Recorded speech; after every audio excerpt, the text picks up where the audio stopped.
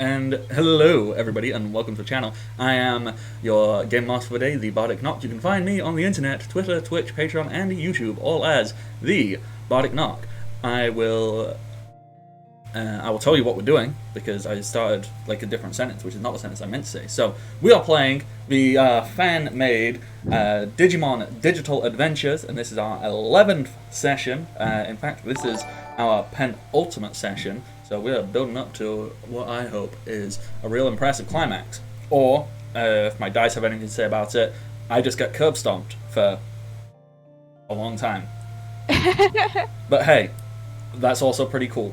So, thank you to Bittersweet and Michael Wayne for hosting the stream. And those names sound awfully familiar. I wonder if we will hear them again real soon. With that, I will give a recap of events after I let my wonderful players introduce themselves. ATB, you are muted. Do you want 5 minutes, or are you good to go first?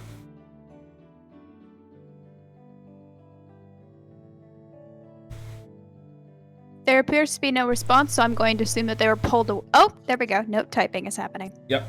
5 minutes. Cool. 5 minutes? Yep, not a problem. That's why I asked. No need to apologize. In that case, let's move on over to the next person on the line. Kay, who are you? Hi, I'm Kay, aka Undead Kay. I do have a Twitter, but it's back-ass where it's K_undead. Also, have my own Twitch, which is just Undead K.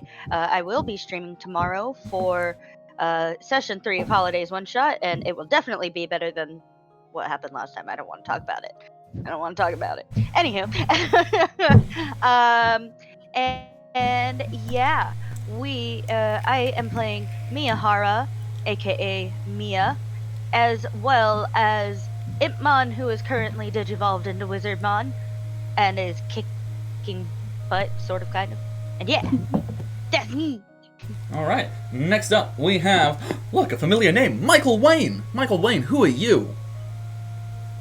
Hello, I'm Michael Wayne. You give me a clip, I'll give you a chip. I will be playing Billy Bliss, the punch very hard character, and Aberrantmon, and probably Desperatemon. And if we're really lucky, you might get to hear Toradamon. I have plans. Which I will divulge soon. Oh dear. That voice of concern. Is that another player right here? Vin, who are you? Hi! Hi, my name is Kat. I go by @Vindifly on most things on the internet. I have my own Twitch channel that I stream usually Mondays and Thursdays, 8 to 10 p.m. Eastern Time. I accidentally, fell asleep at, 6 p.m. Last Monday and did not wake up until 11, unfortunately. But that doesn't usually happen. This Thursday, tomorrow is Thursday. That's how days work. Tomorrow, instead of streaming on my own channel, I will be on Kay's channel, taking part in a one-shot with Solstice Shenanigans. After that, I will go back to my regular Monday, Thursday, 8 to 10 p.m. Eastern Time streams. Schedule, that's the word. I will be playing Katarina, and her partner, Loki, has recently been renamed because upon digivolving from a cat to a giant woman, it was no longer, she felt it was no longer appropriate to continue calling them Kitty. So they are named Loki now, and she is sitting on the arm of a giant woman, covered in shadows, with poisonous claws and a whip. And it's great. That is 100% the dream. Goals, TBH. Alrighty, ATB. How are you feeling? You good to say the words and stuff? Or you still got stuff occurring?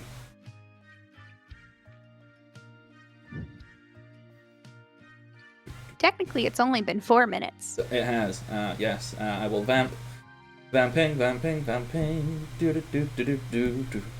Wait, would I get copyright stricken for that? Probably. Well, you didn't. Knows, we'll find out. Okay, so ATB is saying that they're still feeling a little bit out of it. Well, I can tell you about ATB, and when she feels a little bit more with it for whatever reason, we'll see what we can do. But ATB is a wonderful human being. She is, Fantastic. yeah, she pops up here on the channel here on the channel here. Wow, that was redundantly redundant. Lots of extrapolis words that were not needed to be said. Anywho, ATB is a wonderful human being who is a good friendo, and it's why I invite her to come and do a lot of stuff here on the channel. She is playing Rukia Nakamura, the nerd punk teenage girl who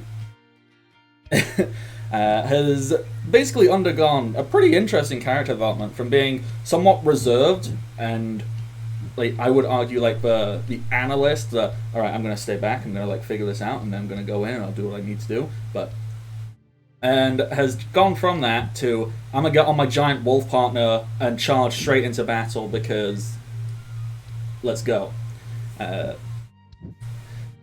And ATB doesn't have Twitter, doesn't have a Twitch where she does stuff, but you can also find her here every other Sunday for Final Fantasy D6 Rebels of Spira, where she plays Lilith, who just fucking obliterated the boss battle in the last fight by going full edgelord anime moment and cutting the two-headed snake in half.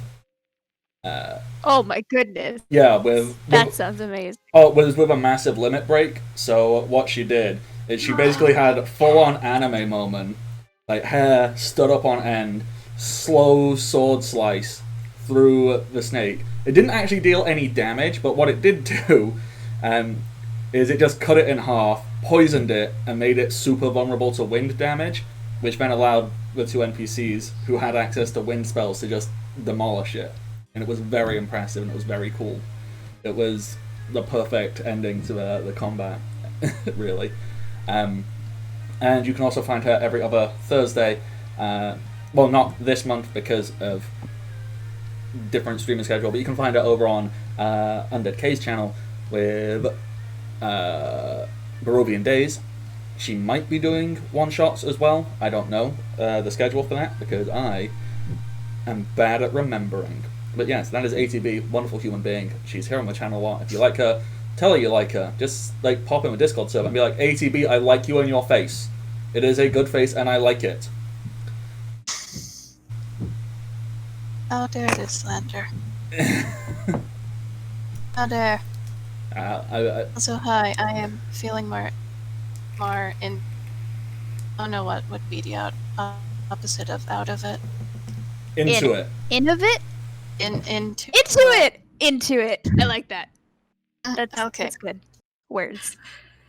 But yeah, what Bardic said, and also tomorrow I'm in a one-shot thing over on the Undead Case channel for Solstice shenanigans. I do not know what's going on there. All I know is that there's gonna be shenanigans. At a solstice. Yeah, and maybe a solstice if we're lucky. I love how that's the order. You know there's going to be shenanigans and maybe a solstice. Like, you know a solstice happens regardless of what you I'm do. involved. I'm chaos gremlin. Hey, if you limit your shenanigans, like, to just things that can happen regularly, you keep yourself closed out from those world-shattering, stopping a solstice shenanigans. Those are the best kind. I know, like, I think what we're suggesting is don't limit your shenanigans. Bardic, I think, wants some limits. Which is fair. No limits, ever. Do you want more limit breaks, Bardic? Yes. You want me to make even more limit breaks that don't deal any damage? You know why we need limits? So we can break them. Okay. We can be the edgy goth moms we always wanted to be. I should do that Game Master stuff and explain what's going on, shouldn't I? Last time on Digital / Crash. Yes. Alright, so, last time, we wandered through the snowy tundra of the White Wastes. We were doing a walk. Well, actually, no, we already did the walk. Last time, we started on a conversation that Leomon got, like, shot in the stomach. It was bad. It did not look good. Leomon started to glitch out. We tried to help Leomon. Leomon got real angry and basically changed into a tiny new Digimon called Mad Leomon. Joe Megami. He was. Sorry, I was like, he was corrupted by the darkness. Okay. This Kingdom Hearts. Well, hang on. Oh god, I was working on this for reasons. How's it work? Sorry. It's down here, and it's the darkness. It's all encompassing. Kingdom Hearts. Is that the voice of one of the? Wait, I don't even know if I should mention it. Like, Leomon got shot and turned into Mad Leomon. yeah. So that happened. I just got distracted. I've been working on my evil villain voice. It still needs a little bit of tweaking, but I'm nearly there. It just needs a oomph that gravitas. So that happened. Joe Megami continued to be an asshole. And then Cat did a really good bluff and was like really kind of threw everything off a little bit. And Joe Megami's like, what do? Until Datamon was like, I'ma get you. But then Datamon didn't get them. And then it wasn't fun for Datamon, who got beat up a lot. Until Datamon went, Yep. I'm a duck out of here. Joe Megami ducked out with his friend Axe Nightmon, and then 2 more Digimon were teleported in, being Big Boy of Rook Chessmon and Blasty Boy of Bishop Chessmon, who proved to be basically entirely useless because they're just getting clowned on. As I rolled to hit no one all session, except finally at the end, managed to poison someone. So, we are in combat, and I'm getting my ass handed to me. With that, the person with the highest initiative is Rukia. You are engaged in combat with Mad Leomon. What would you like to do? Mad Leomon is very unlucky because today I kind of had a hard day, and now I need to put that anger into defeating virtual enemies. Wreck this shit. And by that, yes, I'm going to just wreck his shit. I'm going to try to do Drain Slash. So just running up to him and gonna claw him right in the chest. Okay, go for it. Roll your accuracy. So I try to dig out my remaining few d6s.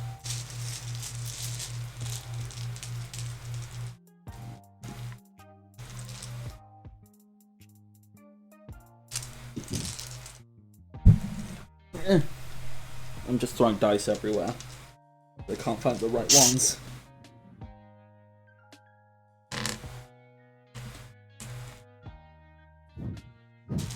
Okay, so we are looking for 5s and 6s. I see 1, 2, 3, 4, 5, 6 successes. Mad Leomon only has 5 dodge, so you hit regardless. We are literally just finding out how much of a bonus you get to your damage. Okay. So I rolled 2 successes, so you get a +4 to your damage here. So the damage is... I forget. It should just say damage. Right, so it's 15 plus 4, which is 19. 19. Sorry, I'm bad at math. Yep. Okay. It's okay. So let me just look at Mad Leomon and... Hey, computer, wake up. Computer! Oh, this isn't fun. Computer is not... There we go. It should work. No? Why do you not want to work, computer? There we go. Okay, so 19 you said, right? Mm-hmm. Okay, I need to check what that stat is there. I don't think that's the stat I think it is. If so, that is a ridiculously high stat. I imagine it's a case where like you just have run around them like slashing, almost in a tornado. Okay, so I will take that into account. So that takes that much damage. Yeah. What does this look like, ATB? So Rukia, during her very weird character development, which I don't even remember why I decided that, okay, you need to just be riding on Wolfback right now. I imagine she's just sort of directing Sanglupmon into, like, where to strike. Sanglupmon just runs up to Madleomon and raises his paw, and right as it's about to hit, like, flesh, then that's when he lets his like, paw blades just strike out. Because I haven't found any proof that he can't unsheath those, so I'm saying he can sheath and unsheath his paw blades. Yeah, like cats with the retractable claws. Yeah. I approve. Yeah, only, I guess, more deadly. Yeah. Okay. So remind me how the life drain thing works. It's just like you take half of the damage you dealt back, correct? Hold on. Lifesteal? The Yeah. attack heals the number of the user's wound boxes equal to the user's CPU level. If the attack deals damage less than user's CPU, it instead heals for that amount instead. Yep. Okay. So yeah. So, I mean, I don't think you've taken a hit, so I don't really think it matters, but yeah, you recover that back. Mhm. All Yeah, right. he hasn't taken any damage yet. Alrighty. I think the only one that's taken damage is Lady Devilmon, and that's through poison. Yeah, pretty much. Is there anything else you would like to do, Rukia? Hmm.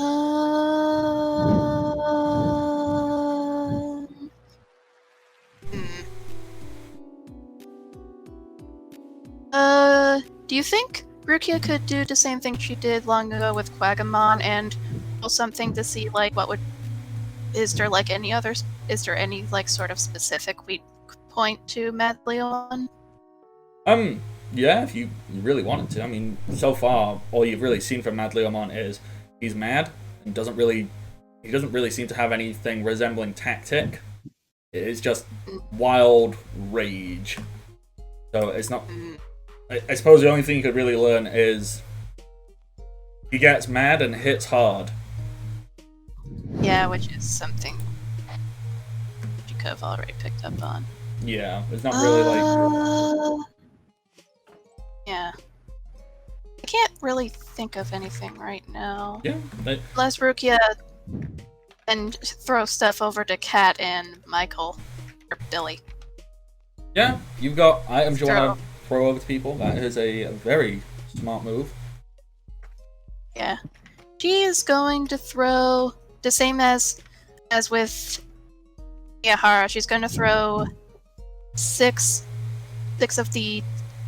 defense tips over to both of them. So she's throwing 12-6 each. Okay, yeah. You just do that. You just yeet. I have 6 defense chips now. Neat. 12-6 or 12 stick? Yeah, like she's 12 in total, 6 to each. Six. I can word good. Yeah, I'm forgetting. No, I got it. What? 6 each. Defense chips. Okay, thank you. I missed that. Alrighty. Next up is Billy and Aberrantmon. Billy, what do? I think kind of like the first thing they're going to do, because they're not close enough to do anything to the Blasty boy yet, is Billy is going to try to go like the running slash through Mad Leomon and hopefully get on top of the ice, kind of like the barrier of zeros and ones. Okay. Like, that would be their goal, is to get there, but they're having to go do that as they run through it to slash at Mad Leomon before doing that. So, Ironically, this is basically the same type of attack that Kawagmon first did when you first got here. So, like, people can't get this, but there is an attack thing called Pass, which is basically what you're doing. You're running and attacking. So yeah, 100%, go for that. Roll me. Humans don't have accuracy, so it's just fight, isn't it? Okay, yeah. So that would be 11. Yup. 3d6 plus 11, or 11d6.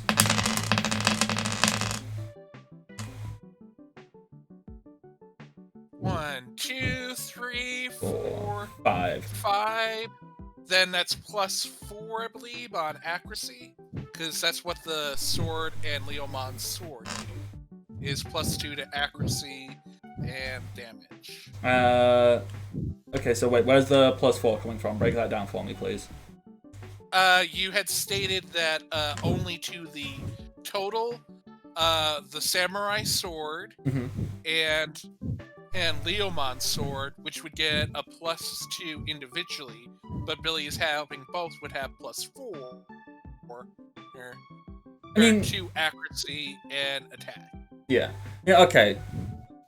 I think long term, like if this was going on, I probably would have to tweak that and say they don't stack, because that seems like a very easy way to break stuff. But for now, 100%, take it. So, yeah, because I think we have it planned that you're gonna break one at some point too. So yeah, okay. So I only rolled 1 success.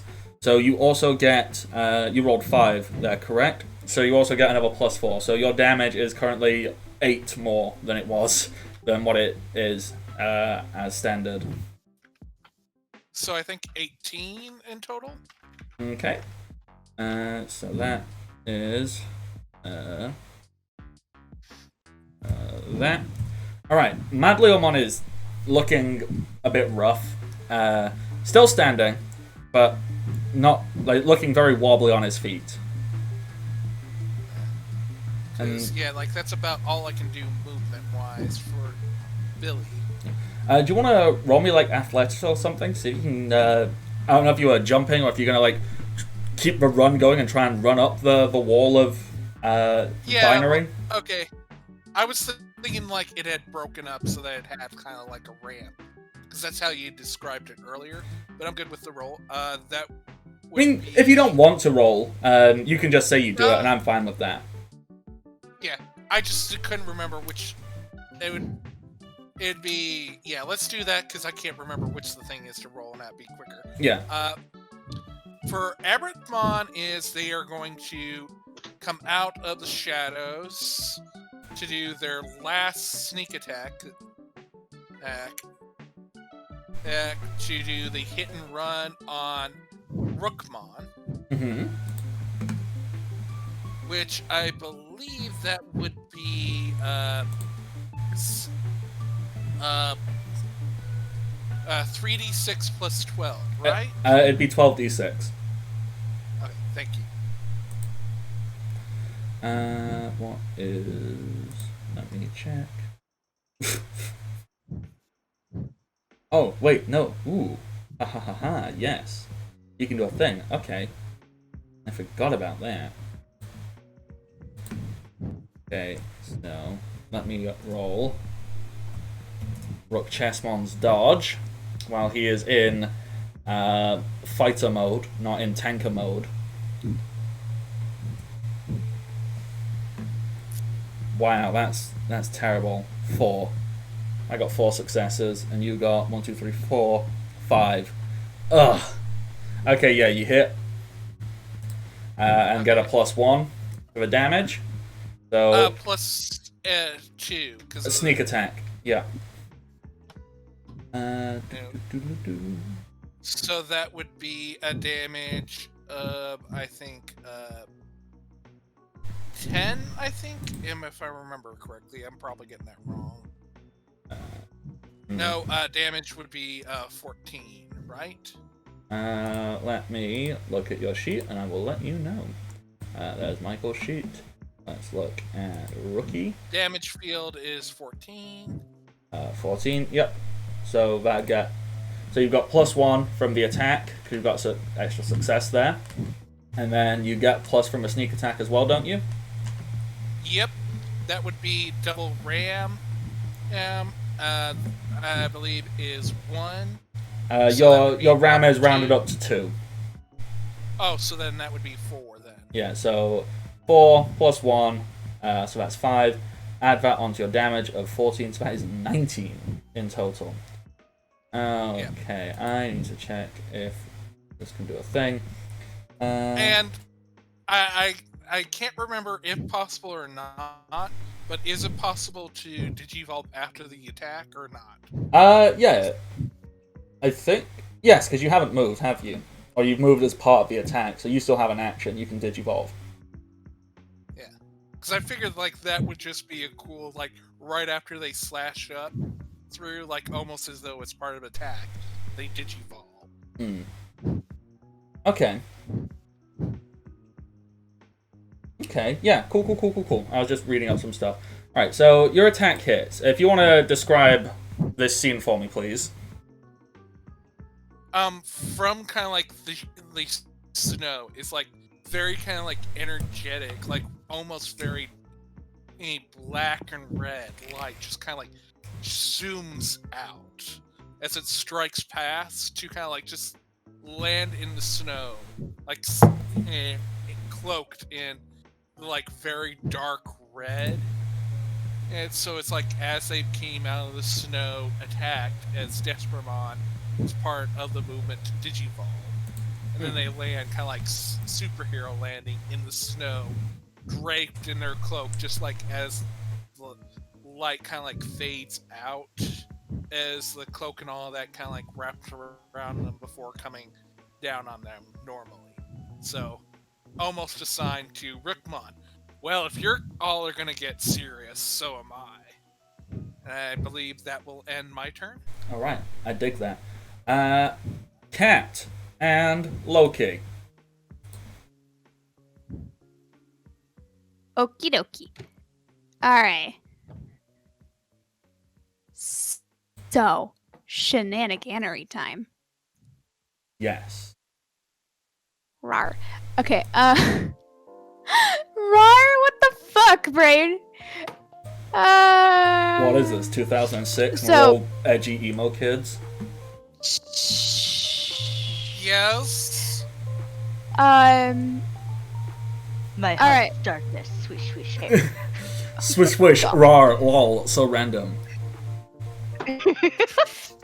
I hate you all. God. Hey, No. Alright. my Digimon is very much in black, red, and has a serious voice. I think this is a clue. that it is Vampire. a very hot topic. Alright. Okay, so she's got 2 simple actions. Correct. She's going to use one to, I believe it's called hold back. Mm-hmm. And then the other one's gonna shadow whip Datamon. Okay. What does this look like, and how do it work? We roll first to see if I hit. Yes. It's a ranged attack with an effect attached. Okay. Do me a roll, please. Alright. It's a pool check accuracy, correct? Yes. Cool. That means I've got to roll 13d6. And count the 5s and 6s. Come here, dice. Cool. Okay, 2. 5.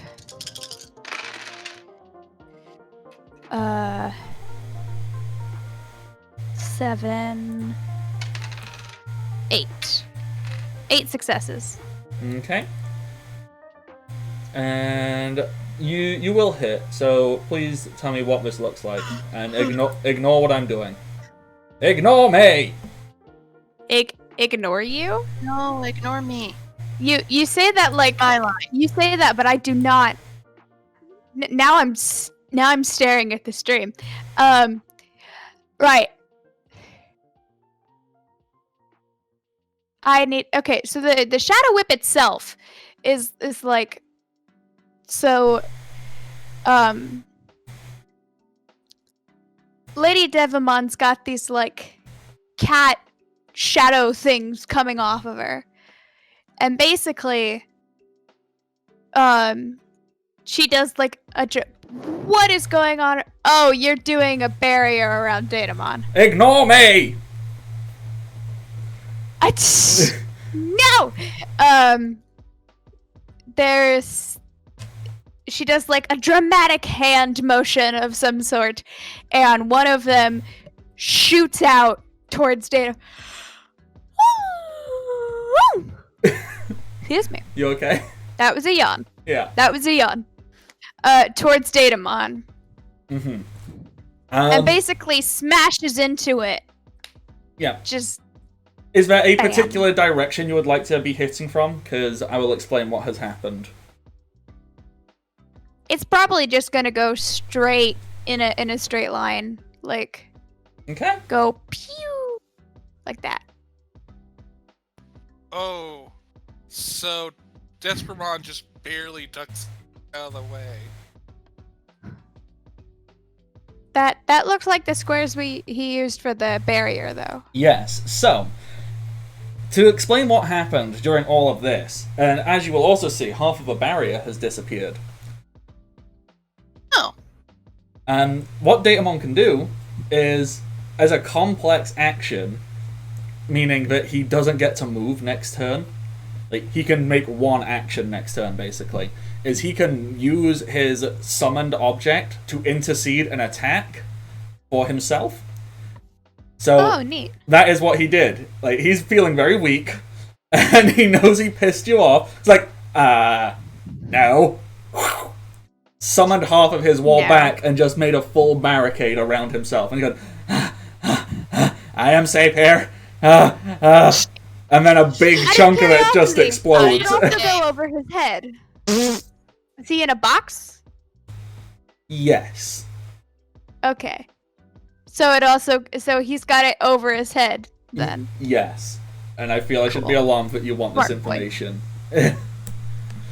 Smart boy. But I do just love this. Like, so he's done that, and he's panting heavily, going, I am so. Oh God, no! As an entire corner square just gets blasted away a bit, and he's going, oh no. Does the damage not matter? It might do, because you might be able to destroy more than one square. Let me just double check how it all works, because this is one of those things where it's kind of in my mind, but also not at all. So tell me what the damage would have been. So I rolled 8 successes, and Datamon does not appear to have attempted to dodge. Well, his thing So- can't dodge for him, so it doesn't get a dodge, it just gets hit. And so it's a total of 18 damage. Total of 18. Okay, wonderful. Now let me just double check how this works. So, they have a wound pool. So, we figured this out last time, that each square has basically 1 health, or 1 wound box, and they have armor equal to the bit value times 2. So, the bit value is that, so it has armor of 8. And so, if it's stacked, we'll stop any attacks. That would be 2 squares, probably. Yeah, okay. It's got an armor of 8 and a wound box of 1, then that's 9. 9 times 2 is 18, Yeah. So, which is my damage. brains. I was on a thought path. I was on a train and then I lost it. So, Mood. there's not bother that. Armor equal to that. And doesn't have a dodge ball when stacked on top of each other. It does that. And so it's blocking terrain, which it's doing. And it does that. It'll still be harmed, destroyed by the attack, protects those behind him. Okay, cool. Cool. So, logically, so if it has an armor of 8 and you dealt 18, I think technically you could destroy another one because the damage would pass over, wouldn't it? Yes. So, which Maybe. other square would you like to destroy?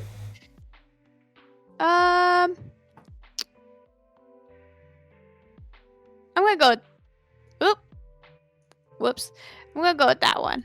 That one? Bottom one. Yep. Actually, wait.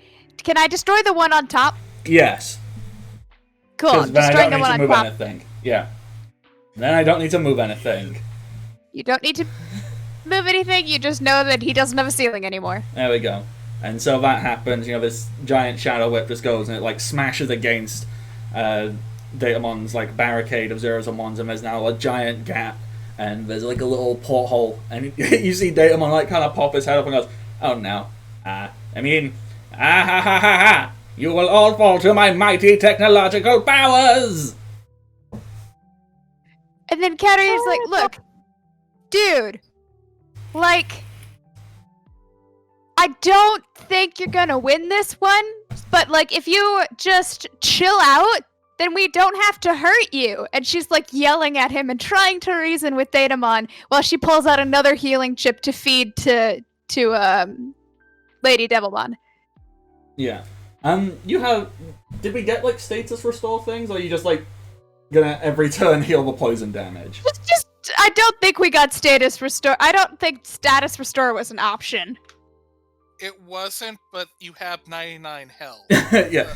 So I just love the idea that... I now have 47 because I took 50 and I've used 2 of them because like I gave one to Frosty the Snow Bear, and then I chucked one at Leomon. It phased through him. It's in the snow somewhere. You still have plenty though. You still have more than necessary, so yeah. And if I really, really need to, I can turn Lady Devilmon into an item shop. So I just love the idea that like literally every turn you just take that. So it's like, yeah, I'm poisoned. So what? I will. Yeah, I'm poisoned. I'm just gonna do like shots of healing potion. You know. All right. I imagine it looks like almost like tequila shots. How many wound boxes does the healing chip heal? Oh shoot, we never actually established that, did we? No, we did not. You know what? Let's say they restore 25% of your maximum health. Then it's like a scaling thing. So okay, they will... so 3. Yeah. Because her max health is 12. Yeah. Oop. So now she's only missing 1 wound box. Oh wait, no, her max health. Sorry, 4. I was looking at her current health, not her max. Her max is 16. A quarter of 16 is 4. She had 4 damage. She now has 0 damage. Fun times. All right. Cool beans. So yeah, just be like, take poison damage, eat a health chip. Take poison damage, eat a health chip. It's good times. Alrighty. Is there anything else you would like to do? Dude, I can just keep healing everybody. I've got healing chips for days, my dude. You're not gonna win this. Please don't make us fight you. I don't like fighting people, dude. I like how she's just referring to the robot as dude. He is Dudamon now. I mean... Data dude. Come on, Data dude. I kind of like it. Is that the end of your turn? Yeah, then is that you done? Pretty much, unless he's gonna say anything back. He just kind of pops himself back behind his little barricade, and you see him kind of like sit down, and he doesn't have like a face, because his face is literally just like a circle and like one eye and like a little computer screen mouth.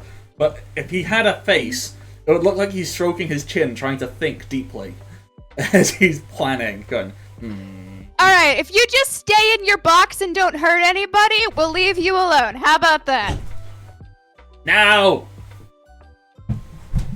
You want us to knock you out. No. Also no. You've got 2 choices, buddy. Stay in your box and don't hurt anybody for the time being. We can talk about it afterwards. Or try to hurt us and we will knock you out. Okay, I think we've given him food for thought. I dislike your options. Let me contemplate another one. Alright, if you've got a better option that doesn't involve me dying, let me know. Or my friend's dying. My friend's dying is also not an option I will ever consider. I will contemplate. Death is not a good option. Cool. Mia! End of turn. Alrighty. Mia and Wizardmon. Okay, so Mia is going to, let me just make sure.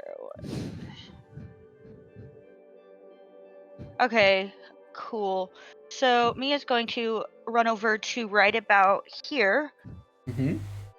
and just be like, "Hey, Wizardmon, Rukia gave us a thing," and she's going to fire off an arrow, but like not trying to hit him, but basically like really quickly tie something around it and just fire it off so it lands like near him.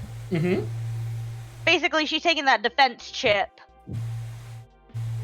and trying to like put it within the vicinity to where it could be easily grabbed. Yeah. I mean, Aren't you right by him, though? like, No, I was way back here. if you wanted to, you I could fire just it. moved like here. You could totally Oh. fire it like at him, and he could use wizard stuff, or he could be like total badass and catch the arrow in his hand and be like, "Yes, I am badass." Or he can catch it with magic. Like, you can do what you want. This is description time. Yeah. So she's gonna fire it towards him, you know, and at first she's trying not to hit him, but it kind of goes a little bit awry and looks like it's about to like hit him, but he sort of just like wiggles his fingers and it stops in place. And he, you know, the arrow itself stops in place and he just sort of grabs it, looks at it, and says, okay. And he'll take the chip and I guess eat it. Yeah. That's how that works. I mean, I think that's how we've been making it work. You can do whatever you want with it. You can eat it. You can rub it on your face. Just a way of saying, I activate the thing. Yeah. So basically, he's Wizardmon is activating the thing, and is that how much armor does that give? +2 armor, I think we said. Plus Or if we 2? never did, Okay. that's what I'm making up now. Okay. Cool. And then he's going to. Oh goodness. Okay. I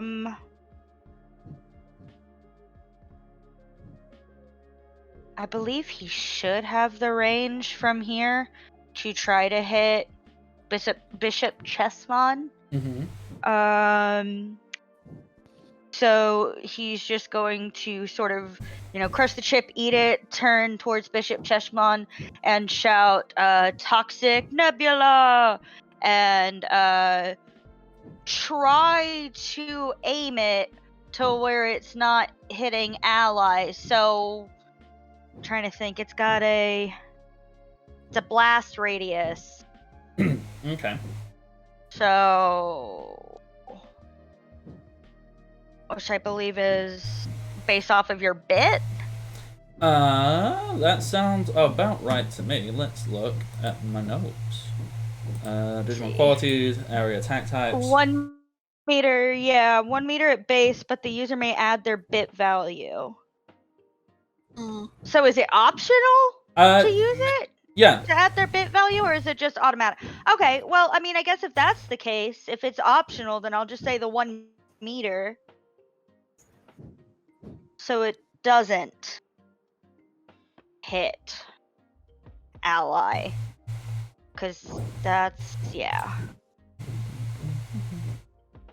And then to hit dice pool, right? Yes. Okay. So, what I'm gonna make happen is, I assume that this is like you throw a magic thing out of your wand, right? You go like, haha! And that is... Yeah, so essentially, a cloud of, it basically, as he does it, a thing of, like a toxic cloud spews from his little wand. Mhm. That's like a dark purple, and it sort of surrounds Bishop Chessmon. Yeah. Okay, so what I'm gonna have happen is Big Tower Boy here is actually just gonna stampede over, and he's gonna intercede this by standing in front of Wizardmon as you throw this out. Be like, no. Basically trying to take the hit. Yeah. Akio.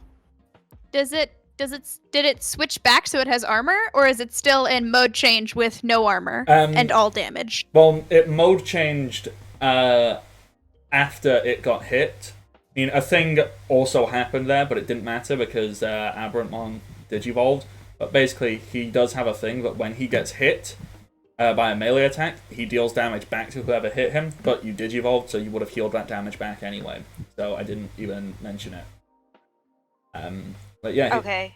but this isn't a melee attack, so you don't need to worry about that. But he's just going to run and take the hit, and he does Okay. get a big chunkin armor defense, like armor buff, because when he intercedes, he gains a bonus to armor equal to the distance traveled to intercede, and he just traveled 4 meters, so he gets a +4 to his redonkulous armor of 18. So his armor is currently 22.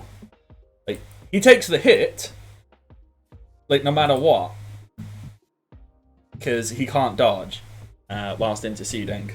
But he's going to try and take as little damage as possible. Okay, well, I mean, it'll hit, I guess. I mean, I got 2, 3, 4, 5, 6 successes. Mm-hmm.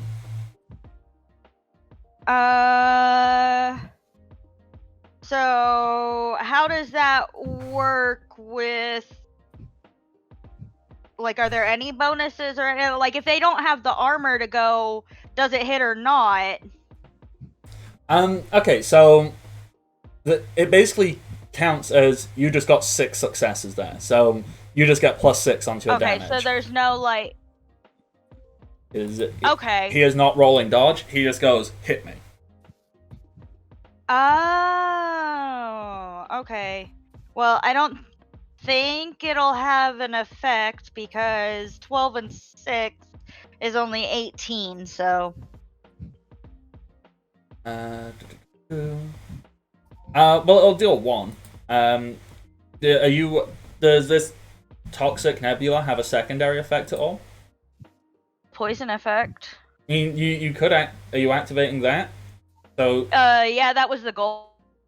if anything, that's a better thing that this dude interceded to just poison the big tank, and he's going to take damage every turn because he took the hit.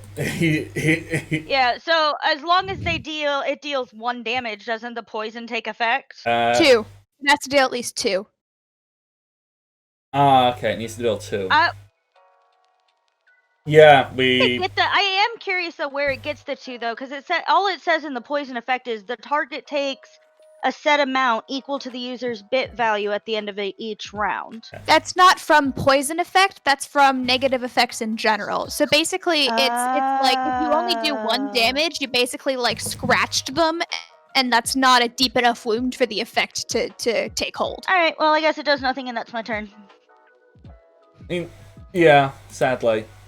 Look, I'm finally playing the game well. I promise. Okay. No, it's all good. We all are doing well. Alright. So that is Mia done, and that brings us back round to me. I'm going to do the simple turn first. Mad Leomon, who is very mad. In fact, he is incredibly mad. Let me check what his attack currently is now, because it's pretty mad. Check my notes. That is there, and that goes to there, and that goes to that. Oh dear. Okay. So, Mad Leomon, barely standing, is going to try and do a hit. Sanglutmon, please roll dodge. Sanglutmon, where the fuck is your sheet?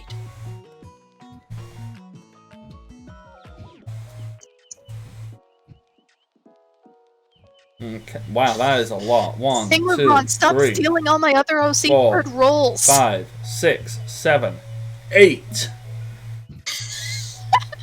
Sanglutmon is stealing all of the good rolls of my OCs. Alright, let's see how we do.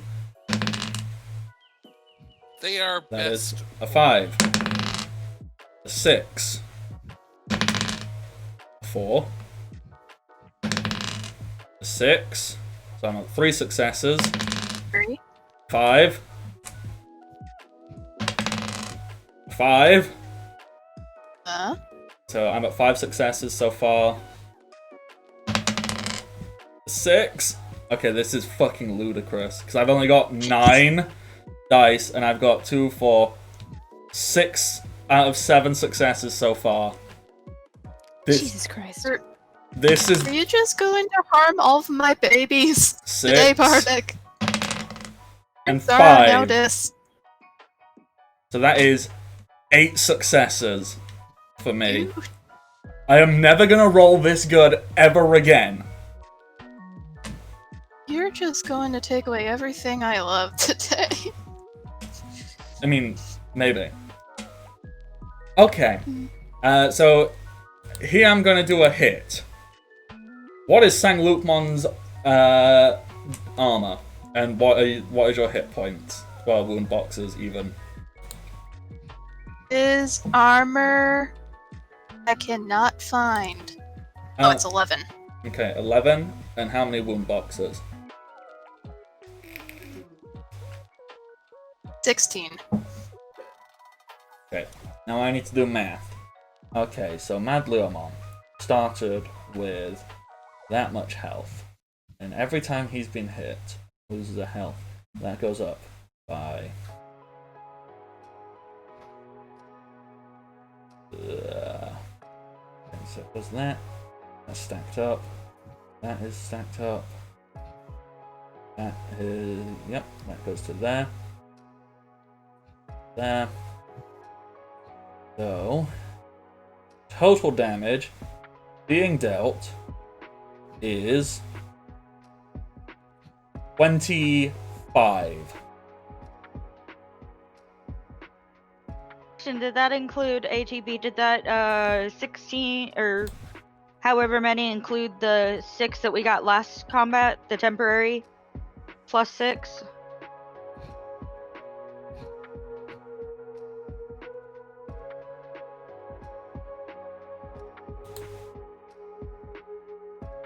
ATB has had to mute herself for no reason. I assume there is some shenanigans going on in the background.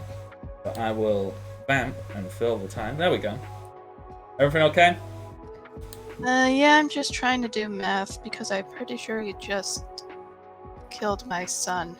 Well, if you've got 16 wound boxes and plus 6 temporary, your wound box total is 22, plus 11 armor. Yes. And I just The did... 6 temporary go out first. yeah. So, and 11 armor, and I just did 25. So, knock off 11 from that 8. 25 is 14. You had 22 8 damage. minus 14. So, yeah, you are on 8 wound boxes remaining. Okay.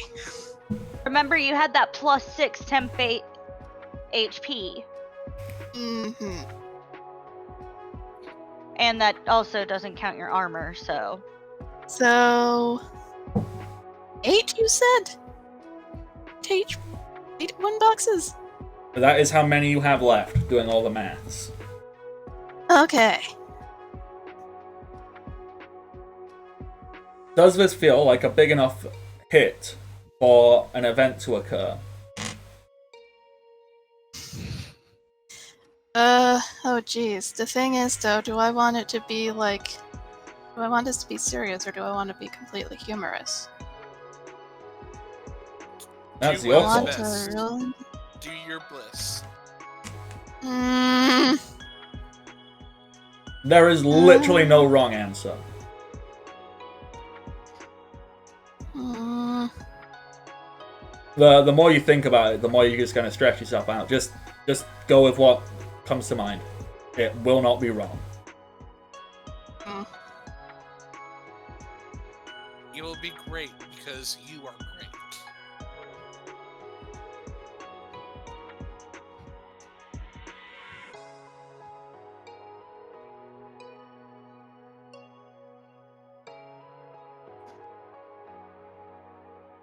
On responding to something.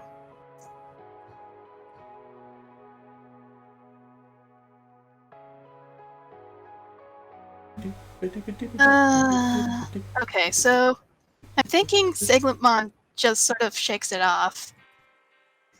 Like he's not feeling good, but he is like shaking it off, and then he just moves his head so that he's sort of looking up at Rukia, and is like, Rukia, could you hop off a brief second? And Rukia just nods, and then is it okay if Rukia moves, by the way, Bardic? Yeah, Rukia has a movement all that junk. Okay, I just didn't know if... Yeah, Rukia just goes off his back and he's like, okay, just step back a little. Just, hold on. I need to actually... Just go, like, over there. Yeah, you're good. You're good. You're good. Perfect. And as for you, sir... And he just points at Mad Leomon. And then he just goes, before you strike me down, because you're most likely going to do that, I'm gonna show you a trick. And then that is when he starts glowing. And like the silhouette, because it's just like of his body morphing and then just standing up on 2 feet as Matadormon. Woo!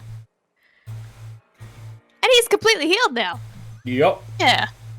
And also tiny. He shrunk down a bit. I'm just giving you control over this, so you can do whatever you like with it.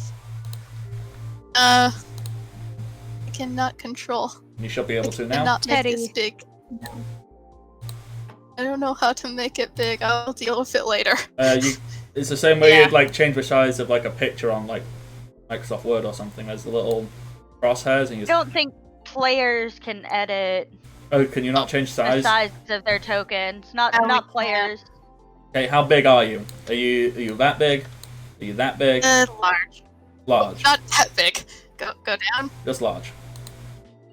Yes. Alright, so describe Matadormon. What does this look like? What do we see? What is the scene here? You just got hit by a big old claw slap in the face. So yeah, Matador. So after the light clears and Matadormon just appears, it's just this figure wearing loosely fitting robes that are like red and purple, a visor that is going out. Just blonde. I think it's blonde hair. Kind of looks like blonde hair that's just all spiky. It can be blonde if you want. It can be whatever color you want. Okay. He's a yo boy. And all this time, Drakemon and Singletmon had a bandana. For Matadormon, he is wearing like this very nicely woven purple scarf that is just around his neck. And for a moment, like, it doesn't look like he has really any form of attacking. Then he just puts up his 2 arms. And all of a sudden, a bunch of rapiers just appear out of it, like, poof. And he just looks at Mad Leomon and is like, this is going to be fun. Okay. I like that. Alright. So, the other things that are going on. Datamon. Yes. He clambers up, and he stands on top of his defensive wall. It's a good thing you made a hole in the top, otherwise he wouldn't be able to do this. And he looks over to Cat. He has decided Cat is now his arch nemesis. He goes, I have For computed... being... What? Okay. I have computed the perfect attack strategy so that I need not follow your binary options. If you say so. Good. Prepare to be disintegrated.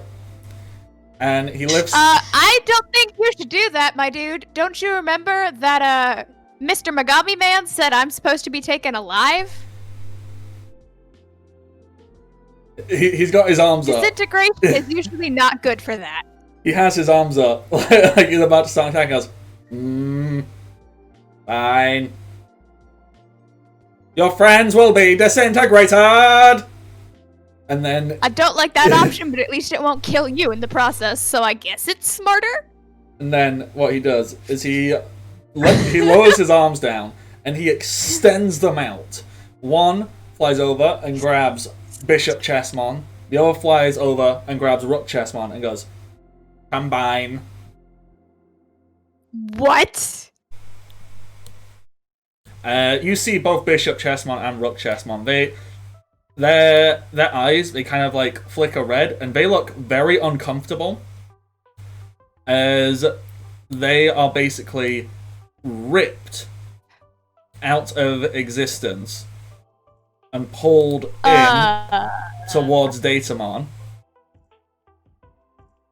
as Datamon begins to glow, and as he does so, yeah, it's not fun, is it? And funnily enough, I'm more upset about the fact that they don't appear to be willing participants than the fact that he's fusing with them. yeah, Oh my god. Desperamon 1 just second. points at it. Like, in response to Android Datamon doing this, it's like, you are next. And Datamon has stood on top of his binary wall, and that just crumbles and gets destroyed, as does the one Billy has stood on. If I can just select that, please. Select it, please. Nope. Do I need to make it an athletics roll to see if I eat snow? If you would like to, yes. Or you can... I'll leave that in your hands. Do you feel the need to roll? I think it's just funnier it does. Yeah? So you just, land him with snow? Like he eats snow. Yeah.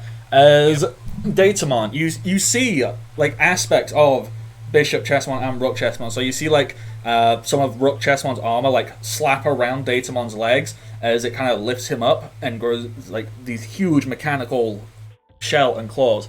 You see Bishop Chessmon, who has been basically using, big magic blasties. You see them form into this giant cannon on his back as Datamon just pulls in more of his data. And it's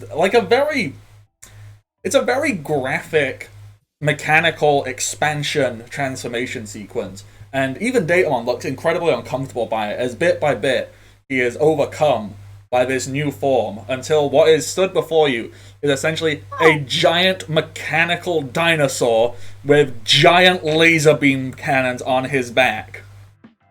Oh god. There is stillness as he is formed. There, nothing, no sound comes. There's, the faintest mechanical creak as you can just hear the weight of this thing on itself. A slow whir. As if somebody just pressed the on button on a computer. A single red light flashes up from this thing's head where its eyes would be. And it slowly moves its head. It tilts it to the left and to the right. And you hear, creaking of mechanical joints and engines starting to run as it opens its mouth and unleashes a very loud, mechanized Godzilla screech. Yeah, just...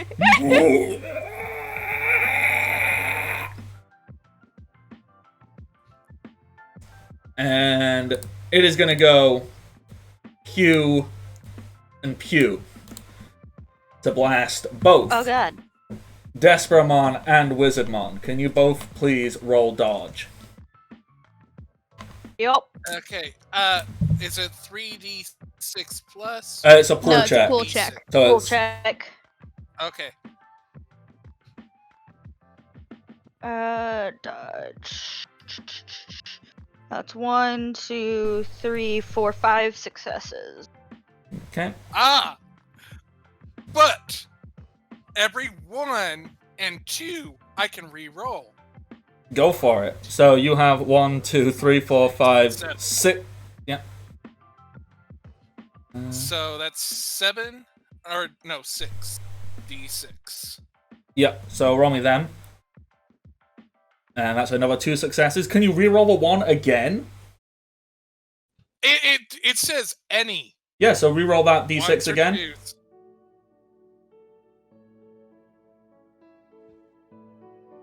Okay, so your total successes add up to 1, 2, 3, 4. Wait. 1, 2, 3, 4. There. 5, 6, 7. I've got that correct, right? Yes, I believe 7 successes. And K got 5. Wow. Oh.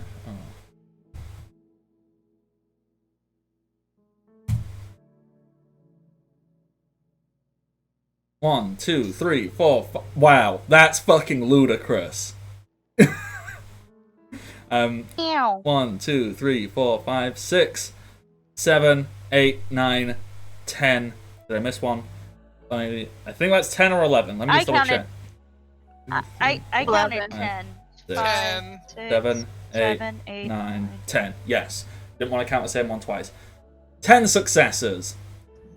As let me just check because there's a lot of numbers here. 1, 2, 4, 5, 6, 7, 8, 9, 10. No, it was 11. 11? Yeah, it's 11. If it's gonna be 11, I'm gonna double. It is. It's definitely 11. Because there's 5 on top, plus 1. Yep. Plus 2, plus 2, plus 1. Yeah, then I have 7 successes. Like, we both need, if that. It both hits. Bardic and me, yeah. They hit I know, both. but I just wanted to make sure that's a difference of 4 instead of 5 now. Okay, 1 second. So I am just checking things very quickly. It shouldn't take me too long. Okay. Alright, so that deals 32 damage. Although, actually, no, I lie. That was 32 on Desperamon because of the pluses, and it is... Well, it's 34 on Wizardmon then, because you had 7 successes and Wizardmon had 5. So 32 to Desperamon, 34 to Wizardmon, as these 2 giant laser beams just go pew pew. Ooh! A lesser armor, correct? Mm-hmm. Okay, so I think that's 9. Okay, so that's 19.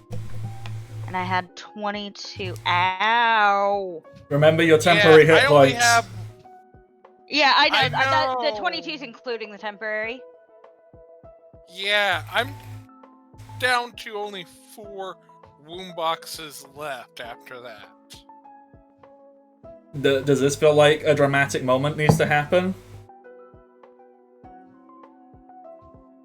I would like it, Second. but no, like, we had already set up for what that's gonna be, and this isn't what it's gonna be, unfortunately. I have to have that moment for. I wish I could.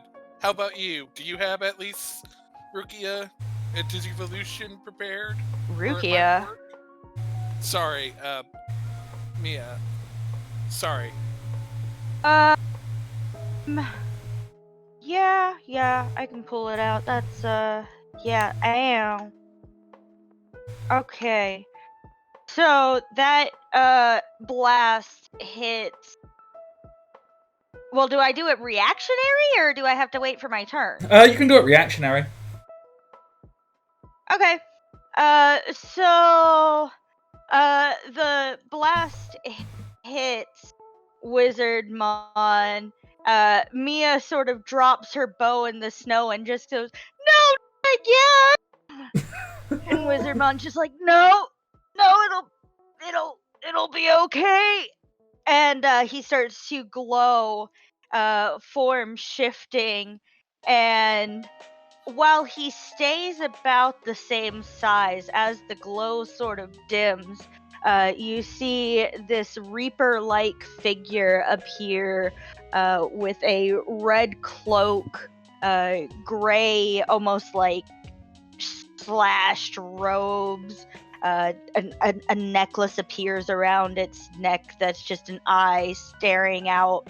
A bright golden scythe appears in the creature's hand, as well as a chain with this black orb appears in its other. And yeah. Digivolve into Phantomon. Okay. Well, it is now all of your turns. Rukia. I'm sorry for constantly leaving. What happened? Sorry, I promise, like, I won't leave again. Where were you last here for? I was last here for when the giant mecha, for, like, when counting out the rolls. Sorry, stuff keeps coming up. I keep having to walk away. I don't think I can... Wizardmon stay here Digivolved. now. So, Wizardmon Digivolved, and that's basically it, and it's now your turn. Oh. So...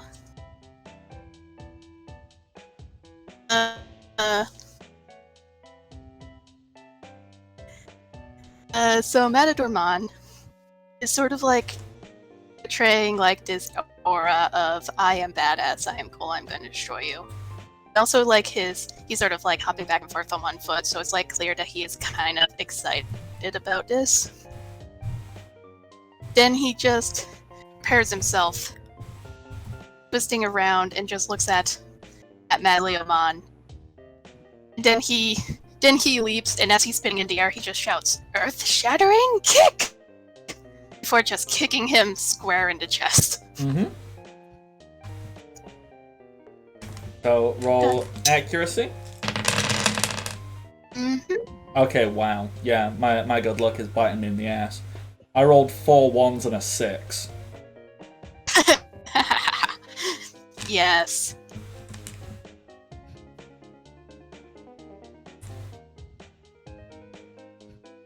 So 19d6, yeah, you hit. And you have 1, 2, 3, 4, 5, 6. So you get a +5 on damage. Nice. And his damage is 18. Okay. 24 or 23? 18 plus 5 is 23. 23. Yeah. That's 23. So what does this look like?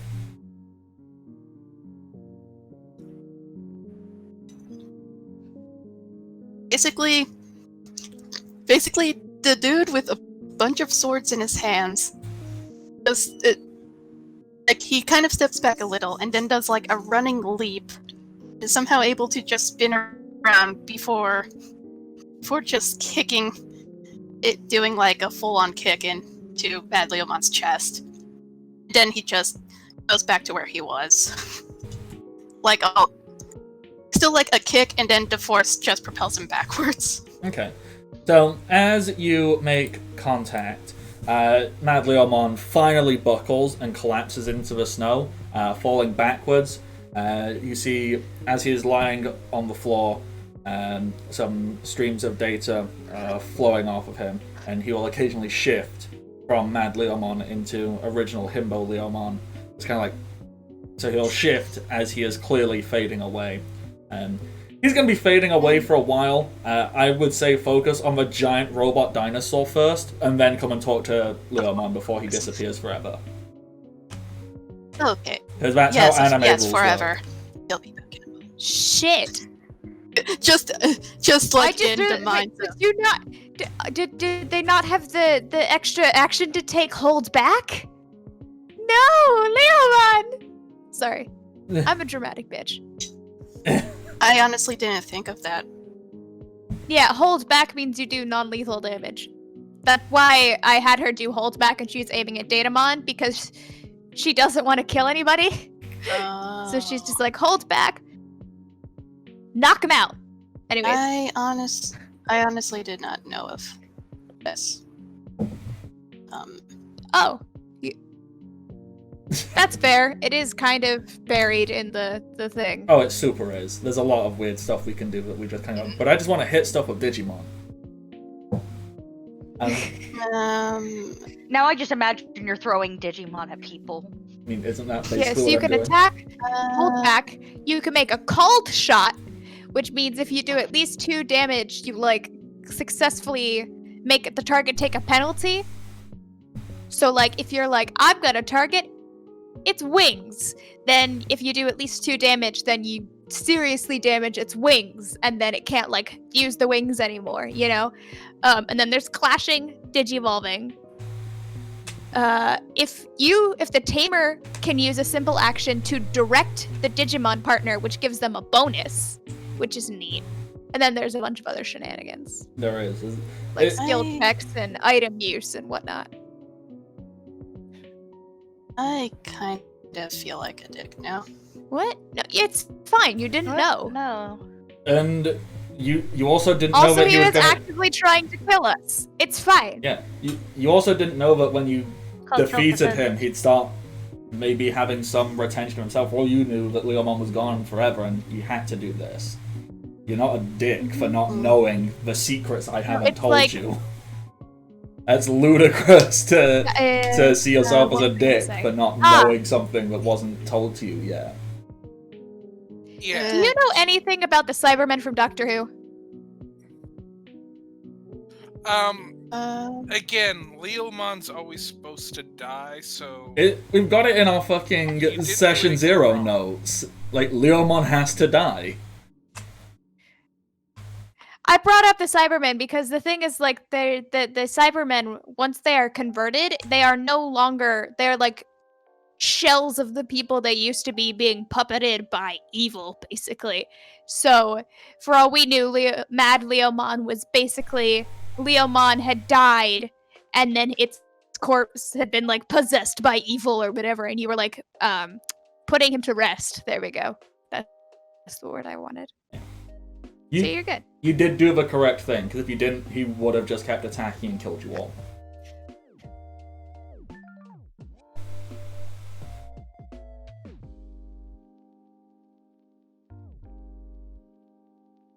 Anyhoozle. Is there anything else you would like to do, Rukia? Because that's obviously Mastormon. Is Rukia doing anything?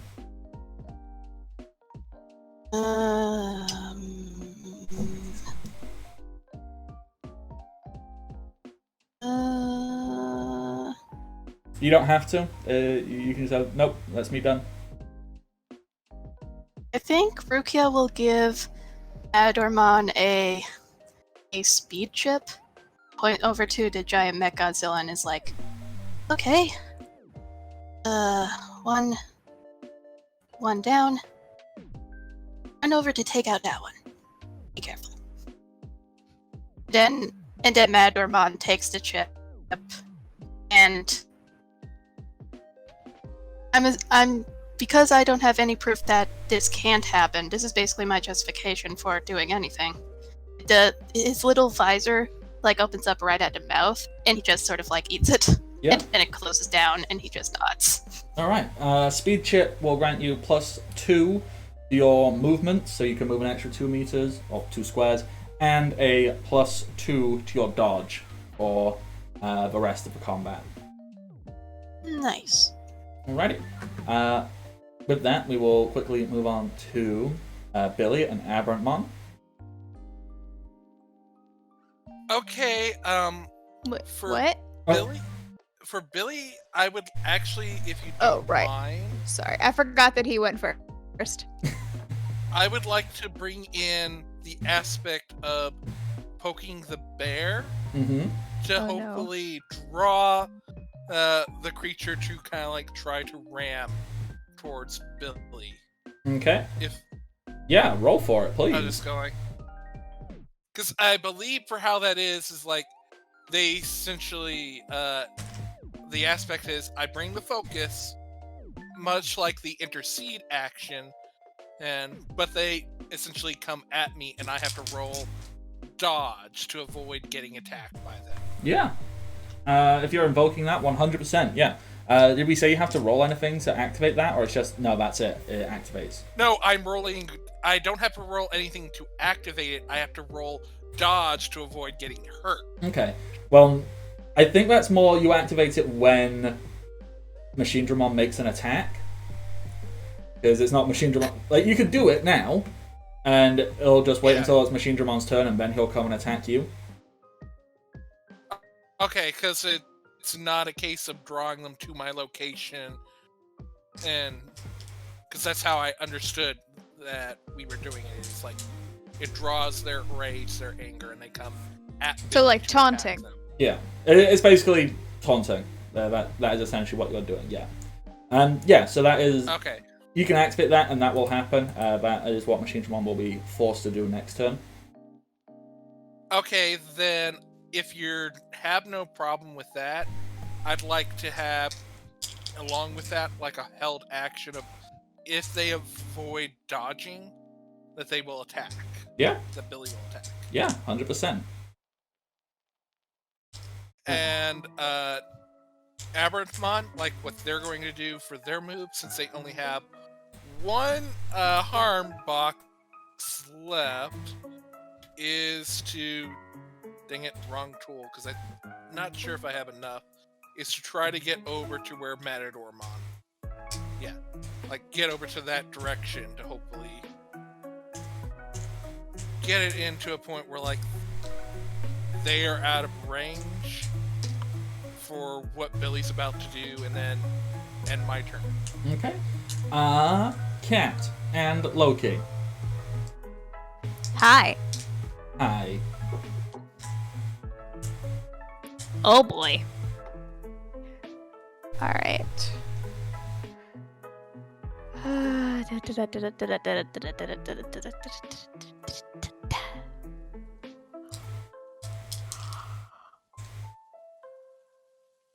Just, Excuse me. sorry, I think I might have not been clear. Evertmon, after they move, is going to hold an action too.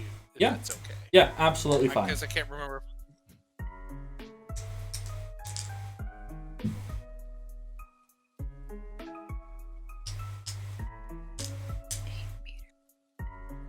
And this is. Let's do like here. Alright. They're just let's do the thing that lets me move things. Our duo is gonna come over here. And they should be. Yeah, they're well within 8 meters of the who's what's it guy. Mm-hmm. I am words. All right, and she's going to. Loki is going to do double attack, Mm-hmm. but they're different attacks, so it's okay. She's going to do Hellish Shriek and Heavenly Shield. Mm-hmm. So I've still got to roll accuracy, but it's instead against dodge for effect duration. Let's see. 1, 3, 4, 5, 6. 7, 8. Cool. 8 successes on my accuracy check Okay. for Hellish Shriek All right. So against the guy. I mean, it's against all enemies in an 8-meter radius, but there's only one enemy in the 8-meter radius, so. well, this is actually a perfect time to reveal something a little unique. Oh no. Oh no. Oh no, it's a good unique. This benefits you a lot. Oh, thank God. As Loki makes their attack, this is the first person who tried to attack this Machine Dramon. Machine Dramon, it looks as if it wants to try and dodge or move, but it seems incapable of moving. At least for now. Oh. And if you take a good look at it, because this was not a natural power-up, this was not a natural Digivolution, it's very, very unstable. And meaning it used a bunch of power, making 2 separate attacks. In order to do that, it has essentially disabled its systems for a turn, and so it is kind of rebooting itself to start moving again. It doesn't get it can't move, it can't dodge, it can't do anything this turn. Sucker. So it doesn't get a move this turn. So you can just wail on him until the first turn he can move. So you get all of this turn, he can't do anything. Then you get all of next turn, and then he can start moving and make dodge rolls and stuff like that. So this is just go ham on him for a little bit. Oh my god. Nice. So that's helpful. That is extraordinarily helpful. That's great. That means I have 8 leftover, technically. Like, because there are 0 successful dodge dice, I have 8 leftover successful. Correct. Accuracy dice.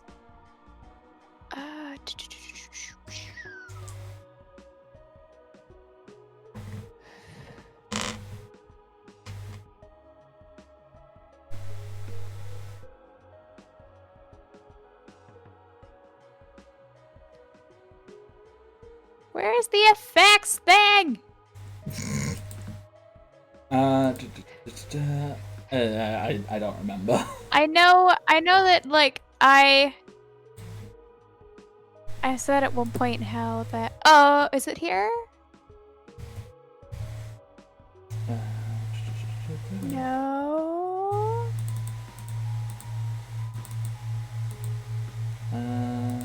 Okay, no, it might be further down on the PDF. I know there's a thing somewhere that tells me how it.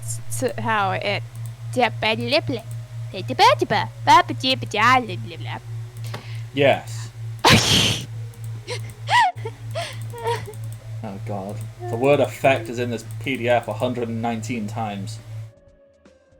It is.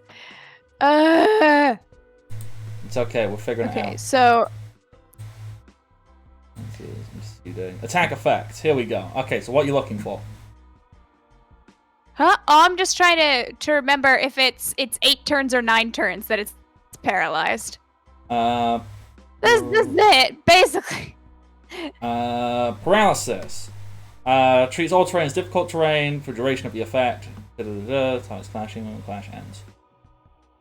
That's not cool.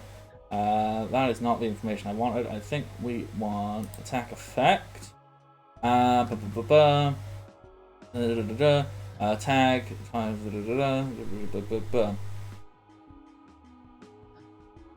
That's not helpful at all.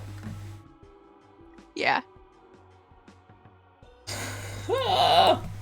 Now let's paralysis. I know it's somewhere because I have successfully Here's looked at it up least, before.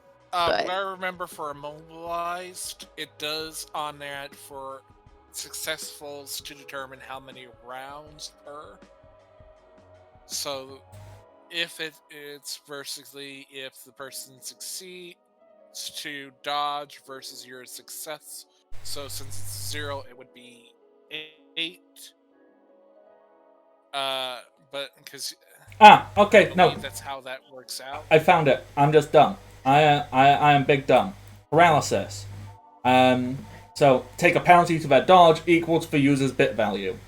That is what paralysis does. Yeah. So their dodge. well, that's what it does. Yes. Yeah. And as for how long that lasts, it doesn't say. So I think that's just that happens until they cleanse it. Because if there's a time limit, it usually states there is a time limit.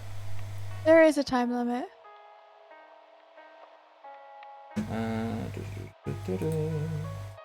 I know because I've looked it up before and it was a thing. Yeah. Unfortunately, it's not easy to find. This is not an easily navigated PDF. No, it's really not. PDF. I could have sworn it is the dodge pull successes versus. Well, yeah, that's accuracy. how all attacks work. Yeah, but to determine the amount. Basically, of rounds. I have 8 successful dice. We can just... It doesn't really matter right now, immediately, but basically, I'm trying to figure out if it lasts for 8 rounds or 9 rounds. Because the minimum value for effects is 1. And I'm trying to figure out if it's that 1 plus the number of successful dice, or if it is the total number of successful dice. And I'll just search the thing.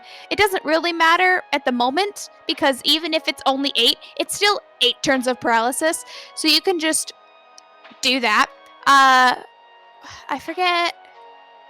Okay, I think I Shield found just it. gives people things, but I think I found it.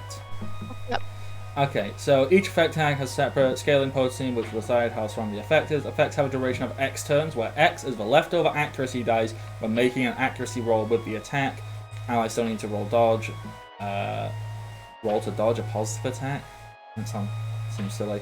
If Digimon who would use the same effect tag on Digimon suffered by the effect, simply So yes, it is literally number where of is turns. that? I typed in attack effect and then just searched and clicked through. It is Okay. in the Do you combat know section. what chapter it's in? Okay. Yeah. So, where X is the leftover accuracy die when making an accuracy roll. So you made your accuracy roll. Oh my The god, it's leftover- at the bottom of the attack effects thing. It is. It's really badly laid out. That should be at the top. It's very badly laid out. Okay, cool. 8 turns. 8 turns. Bing, bang, bada boom. Boom. And what is Cool. his dodge being reduced by for this paralysis? Words. So equal Oh, to you're asking your for bit. my bit value. Yes, My bit value is 6. that is a pretty big dodge decrease. I like that. That's very good. And that's also the number of temporary wound boxes that everybody gets when she uses shield. This is also very So good. everybody has 6 temp HP. It doesn't stack. So if you already have 6, it just like Doesn't do anything if you already have 6, but if you've if you already have gotten 6, rid of yeah. If you so basically it's like taking away the old one and putting a new one on. It's temp HP. cool. So the people who have been hit and lost their temp HP, or the people who have digivolved and lost, I don't know if they lose it when they digivolve, but the point is everybody has 6 temp HP now. Except for Lady Devilmon, but that doesn't matter. And what was my other thing? Roll bit value in the form of the pool check. Cool, hold on. 2, 3. Alright, who's hurt? I think it's just Aberrantmon because everyone else digivolved. Yeah, Cool, Desperamon. Or Despermon. You are also healed for 3 hit points. So you have 6 temp, and you're also healed for 3 of your permanent ones. Okay, so White Mage! yeah, now I'm back up to 10 health. Yep. And that's my turn, is paralyzing the big guy, giving everybody temp HP, and healing Despermon. Alright. So, it is Mia, and then we're going to take a quick 5-minute Actually, break after this one. Real quick, is Despermon, like, still badly injured? Define badly. Like, Yeah, 4 out they of... He's got 4 out of how many? he's got 10 out of 18. He's got 4 out of 18, right? And 'Cause 6 it was 10. What's his max? His max is 18? Yeah. Cool, he's got... Is She's also... Katarina is gonna chuck a healing chip at him. okay. Bardic, do you want to round up or down? 4 or 5? Round up. Okay. So Despermon is 5 more, so that's 9 out of your max plus 6 temp HP. Okay, so I'm back up to 15 then. Yep. Alrighty. And with that, we'll let Mia and Phantomon do something, and we'll take a quick 5-minute break because I know people need to move around a little bit. Yay! I'm here. Yay! Okay. So, Phantomon is going to... Why did you not... I don't have control of Phantomon's token. Because I am dumb. No, it's okay. I did a silly. That one. Oop. Okay. Phantomon's going to move up just a smidge and just let's try this again. And just shout diabolic star. And essentially just from the sky a swirl of noxious purple energy sort of gathers around and descends around Machine Mon? Machine That Dramon. It's Machine Dragon. Machine Dramon. Okay, words. Yeah, and just sort of like the entire area is filled with a similar noxious purple energy. And that is holy shit. Sorry. Okay. What? Wow, that's a big roll. Okay. Meow. To hit, that is 1, 2, 3, 4, 5, 6, 7, 8, 9, 10 successes to hit. Mm-hmm. He has 0. He cannot move. It also has 3 ranks of armor piercing, so it also automatically ignores 6 of the armor. Ow. And also has a poison effect, which I will get to in a second. So let's just, I guess starting with the base damage is probably where we're gonna start here. Okay, so initially does 15 damage. Mm-hmm. Ignores 6 of their armor. It also, I have, I believe, yeah, so poison effect is equal to the user's bit value. Bit value is 6. Mm-hmm. So he's going to take 6 damage every turn. For at least 3 rounds. And also, I have the Black Mage ability, and I might need a little bit of clarification on this, but as written, essentially it says whenever the Digimon successfully hits with a negative tagged attack, an effect which hinders or damages target, the Digimon rolls its bit value in the form of a pool check. For every success, it may assign 1 point of unalterable damage as it to the targets as it wishes. Digimon could assign, so like if there's multiple targets, cannot be activated more than once per round. Yep. So I can do this every round.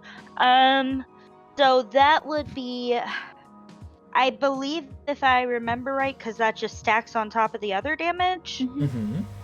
An additional 2 unalterable damage. Okay, so let's just read this and see if I can get it in my head. So you've affected with a poison. You hit. You roll its bit value in the form of a pull check. So your bit score is 6, so you roll 66. For every success, you may assign 1 point of unalterable damage. And that... Yeah, okay, so that's just like you just deal that much damage to him. So it's just, Yeah. here is extra damage. Additional. Mm-hmm. So you roll 66. I got 2 successes. Alright, so that's just 2 For damage. the additional. Okay. So we will mark off 2. So, because that just goes in regardless. And your main damage. So your base damage is 10, did you say? Oh, it's 15. Yeah, so 15 plus the 10 successes takes up to 25. Ignore 6 of this dude's armor. That takes it down to there. Let me just reduce that. Yeah, we'll do that. Okay, so in total, it's 25. Essentially, just add another 6 to that for ease. So essentially, it's 31 plus another 2 damage. That you basically did as much damage to him as he did to you. Mhm. It's very nice. Plus, he now takes 6 damage every turn. So let me just make note Yeah. of that as well. So 6 damage every turn. That happens regardless. And he is taking a whopping. Let me just pop him down to that. Alright, yeah. A lot of stuff. There's a lot of stuff going on there, and Machine Dramon, like, so this swirling poison purple mist just kind of goes, and you see like he can't move, and it kind of hits, and you can see areas where he's starting to rust and decay. He is not a happy bunny. What does Mia do? Did you say not a happy bunny? Yeah. Ever heard that phrase? I think seeing the hit and then the previous hit that caused the Digivolution plus seeing how much damage Phantomon just did, she's just gonna awkwardly put both thumbs up and just be like, "You got this! I have faith in you!" and back away. You're doing great, sweetie. I love that. You did good. My brain is just stuck on bunny because none of the current combatants seem like bunnies. It's a turn of phrase. It is, But yeah, but I that's also all- like that Vin is so astounded by it. It just makes me happy. Okay, so we're going to take like a quick 5-minute break, so people can get up, move around, grab a drink, all that. So it looks like the tides have shit. turned, and then they turned straight Reschedule back my again. cat's vet appointment. At least you remembered it. Yeah. So I'm going to throw us on over to a break screen. We'll be back in a few minutes, and see you real soon. And we are back. So I was just saying in our little break, basically, because this thing is stunned, you have like an entire full round before it can move, and judging by how much damage the Phantomon just did, and by how much damage Matadormon did in the previous round, collectively, it is assumed that you can deal enough damage to win this, because there's 4 of you versus 1 of it, and it can't dodge or defend itself. So, you basically win this. However, that would be boring. So what I am going to do is I'm going to point it at each of you and say, what do you do? What is your anime moment? How does this scene look as you start your assault on this thing? So, with that being said, we will jump to the first people, being Rukia and Matadormon. Matadormon, what is your big, epic anime attack as you win, using the power of friendship and... I don't know. The other thing.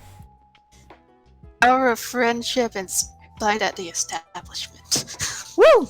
Alright. Anime So, superpowers. Go. So, just to describe it, basically, for the context, I'm just thinking of like this scene in Steven Universe Future with like Mega Pearl and how she's just dancing around like before trying to get out of the like making facility in there.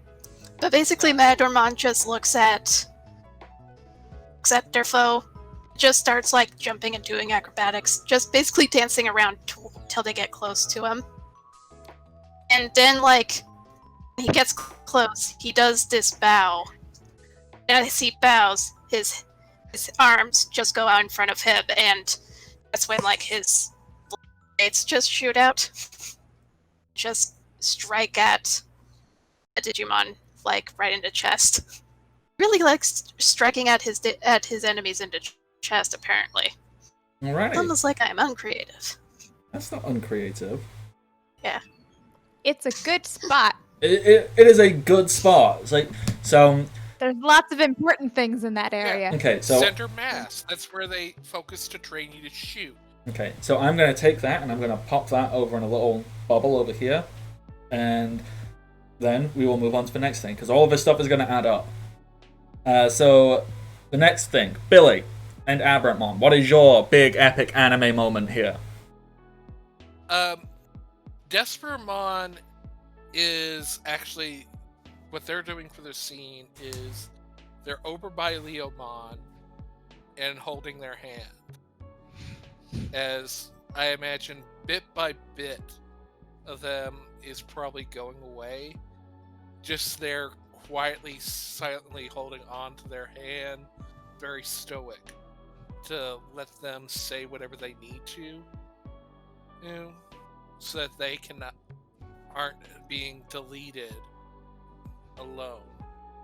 Because I think that's the closest a Digimon can get to death, is deletion. My heart. Ow. Oh! Fucking ow. Okay, so Desperamon. Is Billy over here as well? Or is this just Desperamon? No. Okay. No, that is just Desperamon. Because there's nothing more Desperate can do because they're not within movement to get near. So their focus is more on Leomon. Okay. So, Leomon, laying on the ground. Data, like zeros and ones, coming off them. And they are clearly glitching in and out between Mad Leomon and regular Leomon. And so, as Desperamon crouches down, you'll hold Leomon's hand. He looks and goes, I am not going to laugh. And then, like, he'll glitch and turn to Mad Leomon, and, like, he'll try and crush Desperamon's hand in his. And as he does so, like, you can see this, like, struggle as he is, like, trying to have his final words and battle against this need, this desire within him to, like, just attack rampantly. And I would imagine there is a time where, like, Mad Leomon just punches Desperamon. Yeah. And they're just holding on to the hand, very stoic, and just no-selling each punch. Yeah. And as this is happening, there is this... like, Leomon is there, like, so, like, one time, you know, he will, like, Mad Leomon, like, almost, like, try and force himself back onto his feet and, like, swing and, like, just punch Desperamon as hard as he can and, like, stumble and fall over. And he'll glitch back to regular Leomon. And you see him start trying to crawl over to Billy and desperately struggling. And he can't move. He tried. He moved, like, half a meter. And he just looks up at Desperamon and he goes, Blade. I must... A true warrior will never let it fall. Pass, bring it to me. I wish to go out as a warrior, not as a monster. And, because I just figured, like, this is one of those, like, just a look from Desperamon to Billy. Billy throws over Leomon's sword to them, and Desperamon then catches and, like, almost still while holding on to Leomon's hand, brings it close. Yeah. As you bring it close, Leomon, he takes the sword, he stands up, like he implants the sword in the ground and uses it to hold all of his weight as he stands up. And he looks to Desperamon. He goes, Fight me. And with that, he kind of lifts his sword, is overcome as Mad Leomon, and swings the sword downwards towards Desperamon. No. And Desperamon takes the hit. Ooh. Okay. Holding on to Leomon's hand Yeah. the entire time. Okay. Fair enough.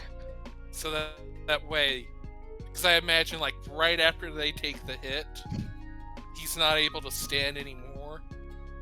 And, like, and just only support is Desperamon holding on as this last little bit is. Yeah. You went out swinging. As this happens, the sword swings. It hits Desperamon across the chest, and as he does so, Leomon glitches out for one final time, and his form stabilizes as Himbo Leomon. But he has lost all of his strength. He is clinging onto Desperamon. One hand on Desperamon's shoulder, one hand holding onto Desperamon's hand. As Leomon's sword is flung out of his hand and flies over and smashes into a nearby rock. And as it does so, the sword shatters in half. As Leomon clings onto Desperate and goes, "Destroy the enemies. Remember me. Friend." Friend. And with that, the last stream of data comes off of Leomon, and he is gone. And I imagine, like, we see the shot of the sword shatter, Mm-hmm.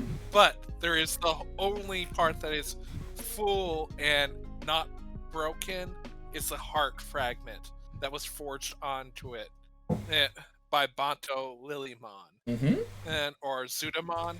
Zudamon, That yeah. is the thing that's yeah, that is there, that is untouched, broken free from there. And where kind of like the scar is on Desperamon, they pick up and put the actual heart where the scar is, and at that moment, you see kind of like a transformation, as like there is a little bit of synth piano going on, and just going on, and I know I've let you down just playing in the background.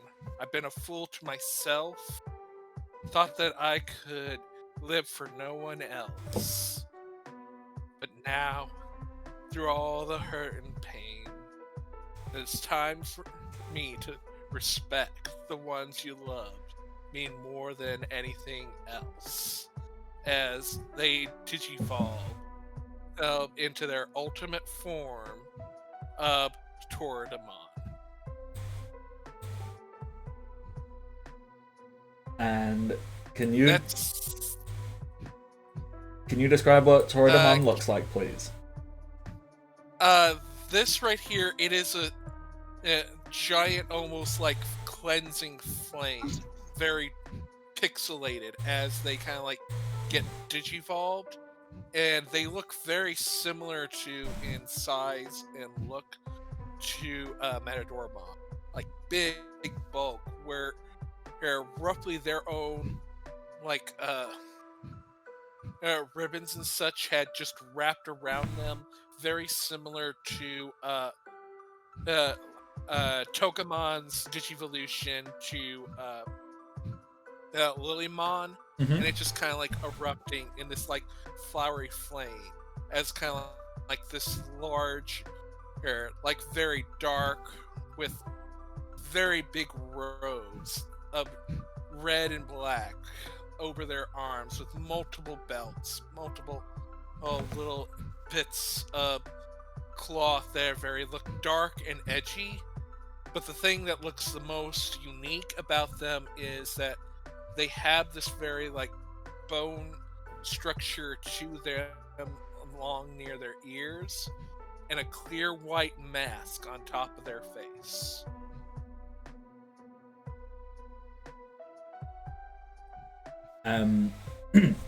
Okay.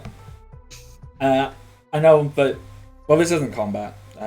So the Yeah, but for Billy, well, I was about to say, does Toradamon then go and join in on the assault on Machine Dramon? yes, Okay. but when it's done, it is like the exact same time that Billy is going in with the samurai sword.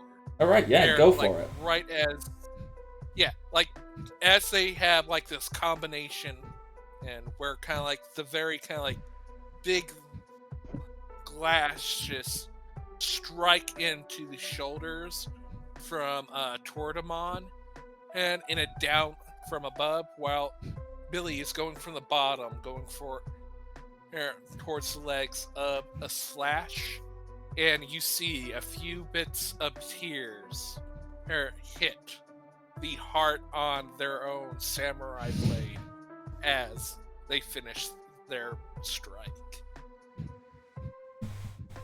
Okay. Once again, I will take that description and I'll pop that in a little bubble and we'll add to it momentarily. With that, Cat and Loki. How do you engage for this group assault on the clearly big enemy boyo?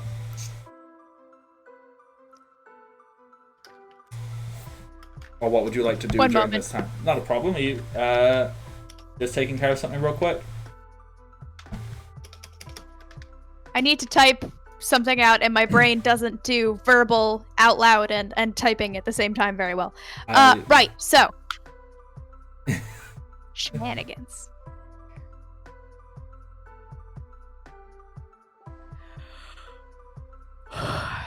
I'm trying to figure out how I want this to happen. I mean, clearly Katarina is going to continue to sit on, whatchamabrain, on Loki's arm. But I'm trying to figure out if, like, I want, if like, they claw the giant machine, or, like, smack him with another shadow whip, or just be like, I don't know. Those are the 2 damage attacks that they have. I mean, if you like, you can just go full flavor text and just do whatever like, you don't need a mechanical attack here. You can just go full imagination description. You know, you can create black magical fire that just like it's flavor text. That's fair. You can do whatever you like here. The important part is that whatever. So Loki's probably gonna do like some dramatic like the shadows come off in like waves and turn into like a small army of like shadow cats that like rush the giant thing. Yes. Do these run along the floor, or is it just like a bunch of shadowy cats kind of like just appear in the air and start darting around it? Yeah, so like a wave of shadowy cats who like start like swatting at joints and going after like the eyes, you know. Yes. Yes. Basically trying to disarm but not kill. Which is basically the entire theme of us, to be fair. Mm-hmm. This my duo. But yeah. Is Leomon properly dead now? His data has gone. Yeah, like not like it's not gone for good, maybe sort of. We're not sure.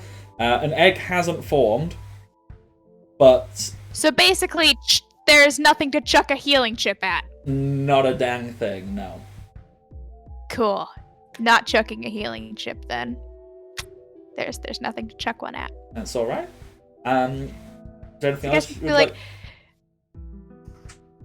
you really should have picked one of my binary options, dude, because my companions might straight up kill you. Just warning you. And that's about it. She just shouts at it. Okay. Because she likes shouting at things. And finally, Miyahara and your Grim Reaper Phantomon. How do you add to anime ending sequence murder time? Okay, so Mia is sort of just like creating a little snowbank to quote unquote hide behind, because even though she has armor, she does not, she's not fully sold on the fact that she can't get hurt. So Phantomon will sort of look over to Mia, and she'll just sort of poke her head out from the snowbank and give a thumbs up. You got this! Resume building the little snow fort thing.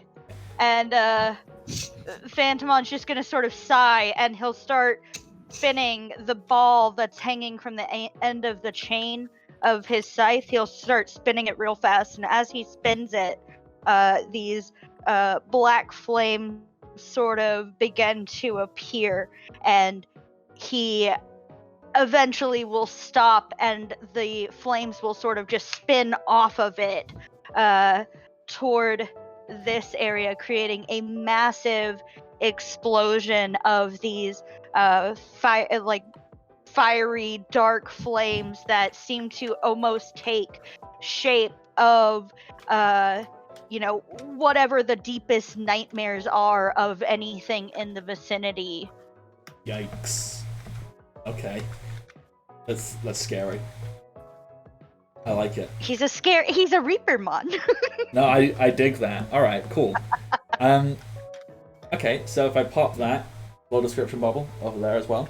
So, let's see if I've got this right, and let's see if I can break out my anime final shot sequence in my brain. So, first of all, Miyahara, as you're building your little snowed bank, at that moment, Frigimon, Professor Dr. Mom, Larry Joe, and Upamon, they slide down the bank, and Frigimon comes and They come out of Very Glue! Yeah, they've popped out Very Glue, they slide down, as Frigimon lands, he builds a little snow wall for you, so you don't need to keep building that. So I love the idea that you're trying to build this tiny little thing that you can just about crouch behind, and then this full, like, 1.5 meter high wall of perfectly formed snow crafted into perfect igloo blocks just appears in front of you. As Frigimon goes, snow! Yeah. So he just kind of appears and like gives you a little thumbs up. Like, he doesn't have fingers, but he has thumbs. So he gives a little thumbs up to you before turning, looking at Machine Dramon, and he can't really do much. So he just like pulls a punch back and shoots off one single ice punch, and just like this little ball of snow flies through the air and goes boo. That doesn't look like it does anything, and that'll hit. And it's like, okay, so that happens. Then a bunch of shadowy cats block this Machine Dramon as they appear all over. They appear on the joint, and you see on its back. And the first thing that happens is the two large cannons just like fall off of this creature's back, followed by the giant claws seem to like drop as wires get exposed, and a big part of his chest plate just collapses open. As that happens, Matadormon dances round, ramming rapiers inside of this boy from every single opening that the shadowy cats have filled, slicing wires, and as the rapiers start, like, they get pulled outward slightly with each new stab and movement, opening up more of the chest cavity. Revealing inside, you can see a tiny little Datamon's face. Like, Datamon is inside of this, trying to manipulate and control it, and struggling real hard. At that point, the black flames of Phantomon, they appear, and the nightmares you see, basically, they kind of take the shape of Joe Megami, and they just, like, Everyone's first nightmare, Rufus Shinra everywhere. Yeah, they just flock around Datamon, and Datamon really starts to panic as more and more of the Machine Dramon surrounding him just collapses.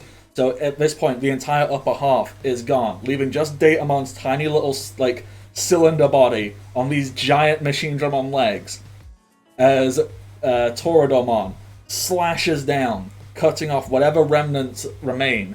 So it's just Datamon, stood there, unable to move, as Billy comes in with the final slash and slices straight up Datamon. There is a pause before sparks fly, goes and right before the final explosion of "We win," Upamon shoots out one single bubble. It goes BAM! As Larry Joe goes, "You get him, little buddy." That's little one. Okay, actually, let me retcon that. Upamon set off the bubble the same time Frigimon did. It just took that long to travel over. And it hits. The little bubble floating in midair that everyone's like, don't touch that bubble. We need to let that bubble connect. That's been going through the entire battle, and we have been perfectly making sure that we avoided it with every strike. Yeah. Until it did. All of this. Tauntaun is here. All of this is going on, like, and there's this big pause as the little bubble just goes boop. Silence. Before giant explosion, electrical storm flies off, big, like, updraft of snow. No one can see what's happening until finally it all settles, and you see, surrounded by aspects of Machine Dramon, Datamon just sat there, kind of glitching out slightly, Going, not dead, not destroyed, just glitching out. As you see him, like, he's got his arm up and he is desperately trying to type on it and it won't work. He goes, cannot compute. And as he does so, he inadvertently opens a small portal. Oh no.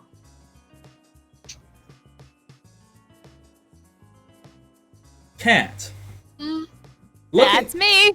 Looking at Datamon, the fact he can do this, you know what Datamon is really starting to look like to you?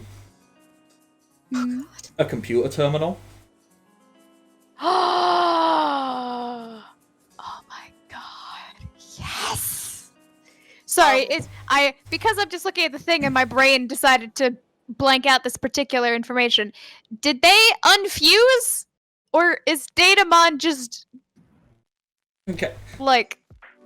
So, what actually happened is that Datamon made it look like he'd fused with these things. In reality, what he had actually done is he had demolished and manipulated the data of Rook Chessmon and Bishop Chessmon and converted them. Kind of like how he summoned that giant binary wall. He essentially turned their data into this giant armor and weapon that he was still inside. Whoa! Dude, that's so... Dude, he just killed his buddies to make himself, like, bone armor. Yeah. Whoa! Would it be possible for Billy to kind of like slice away the terminal away from Datamon? Oh yeah, 100%. You tried that and Cat's gonna stop you. I mean, you would know it would work without it. Like, he's using, like, his arm as the main terminal, and it seems to, like, function even if it's not attached to... In fact, you know what? It isn't attached to him. He is holding his arm in his other hand. And he's trying to... his arm isn't attached. It works separately from him. You can just remove the computer terminal from him. Yeah. Okay, as long as you're not actively causing harm. But anyways... Yeah, but like I'm asking so that Billy could like separate the terminal away from Datamon and just like throw the Can I have them terminal walk over over the cat. while Datamon is having its, paradox breakdown? 100%. And so, like, Cat is going to, like, because I want to be extra, Cat is gonna, like, whisper something real quick in Loki's ear, and then Loki's going to, like, reach the opposite hand up, and Cat's gonna stand on the hand and, like, have it be extended into the, like, broken down armor, so she's right in front of Datamon. And she's gonna just be like, I told you this wasn't gonna end well if you didn't just chill, my dude. And she's just, like, crouched on the hand of this giant shadow woman who is staring him down like, you hurt her and I will obliterate you. How would Datamon respond to that? So- Like, I think he's just... Like, it looks like he tries to talk and just a garbled mess of words that don't mean anything. Like, he has been so severely damaged that, like, he's going to need a lot of recovery time to function again. And right now, he's just like... Alright, so Cat's gonna reach out and gently pat him on the head and say, it's okay, buddy. It's okay. You don't need to comprehend it right now. It's okay. You've got time. I'm gonna need to borrow that, though. And she reaches for the terminal. You crack it open. This works. This looks It like it doesn't should fight work. me? It just lets me take the terminal? It can't fight you. It can't do anything. It doesn't even try to move away at all? Like, it will try and, like, slap its hand at you, or, like, it'll try and... Okay, buddy, how about this? And I'll trade you this for that. And she pulls out a healing chip. And he makes grabby hand at the Healy chip. That's all he can do. Give me the terminal. Here's what we're gonna do. We're gonna hold them both at the same time, and then I'm gonna let go of the chip, and you're gonna let go of the terminal, okay? And she, like, holds both of her hands out.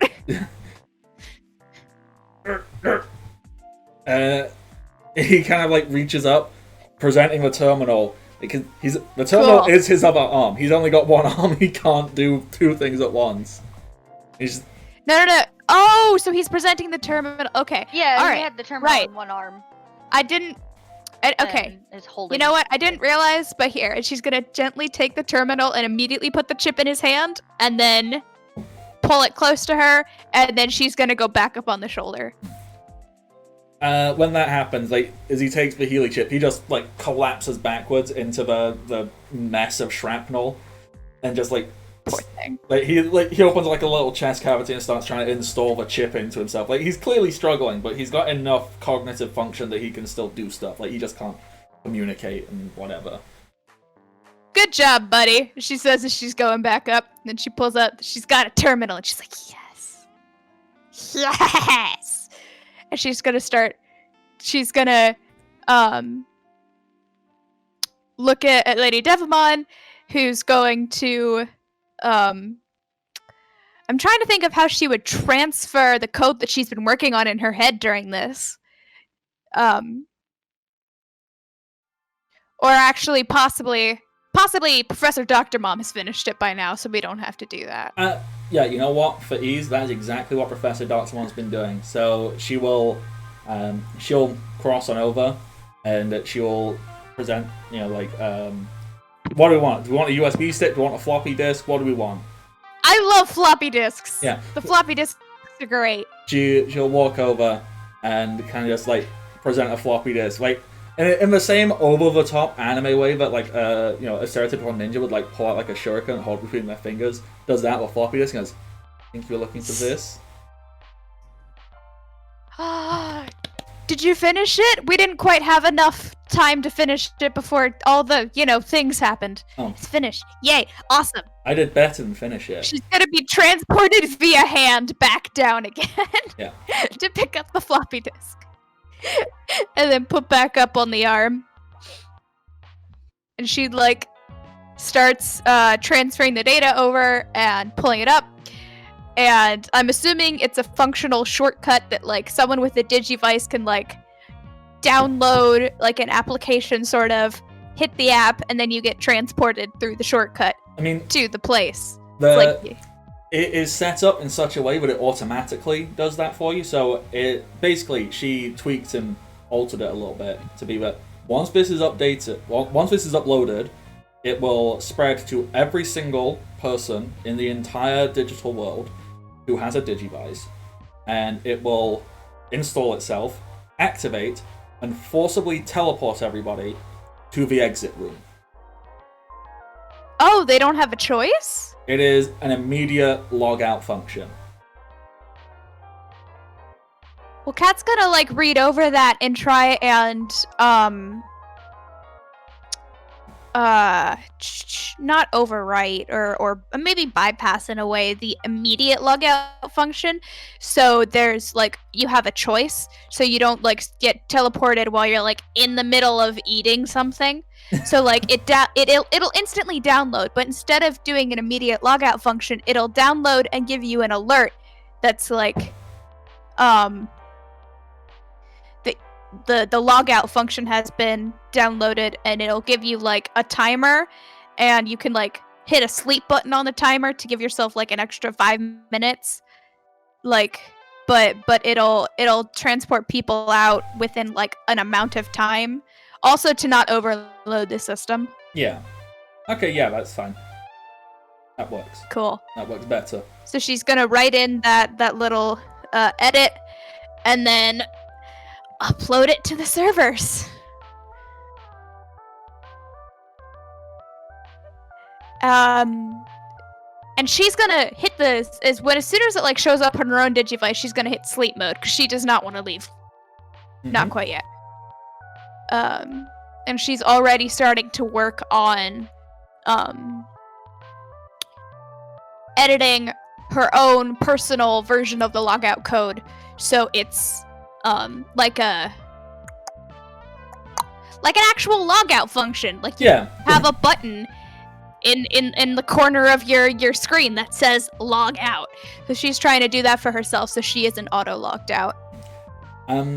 What you do notice happens for you lot specifically. I mean, you notice that Larry Joe immediately gets ported out, and he will port himself out, and you'll know it. Like Professor Doc's mom, she looks like she's ready to port out. Actually, no, I lied. Professor Doc's mom is not porting out. She is useful, and she'll be needed for something. But you four. Just be like, bye, daughter. I was gonna try to get you out of here, but I'm taking this exit. You four. It doesn't. I mean, like you see the logout thing pop up, but another little alert pops up specifically for you four, and it has a little timer on it, and what it reads underneath is locking on to Joe Megami's location. And Professor Doc's mom is like, yeah, I kind of figured you'd want to sort that out, because I know I do, because I now have enough information, but all we need is some level of admission of guilt, and we can remove not just him, but essentially the entire board of directors for this shit show of a human rights violation. So, I mean, I've got all the data compiled. I didn't actually have like any sort of system for transmitting it to the outside world, but I do have all the data compiled for the shit show of a human rights violation. Oh, I've got that. And with that, she reveals that tucked behind her glasses, she has been working on a hidden recording camera and microphone. I love that. So she's got that, and she has hooked that up to her Digivice, which she's got a button that's going to project it out to every Megami-owned device. Like, all we need is to get him saying that he did this. Does she just throw out like a sunglasses for all of us now so that we can record the final battle? Yes, you all get. I mean, it's not sunglasses, but she will throw this application to you all, so you can install a new bit of clothing / equipment. So if you want that to be sunglasses, you want it to be a hat, you want that to be whatever you want it to be, it will just install itself on you. So you want to Katarina install it into her already existing pair of glasses that she uses for prescription purposes? 100% yes. Cool. I was gonna ask, because Mia has sunglasses already, can she just do the same? Yep. Install it into her sunglasses? Rukia just installs it into her goggles while being like, and people wonder why I always say screw it to the establishment. You never believe me when I say it's because of you! Points at Mom. It's Billy because Mom like... taught her to say screw it to the establishment like you teach a 4-year-old to say like... Yes. Yeah. It's very much that all, I learned it by watching you!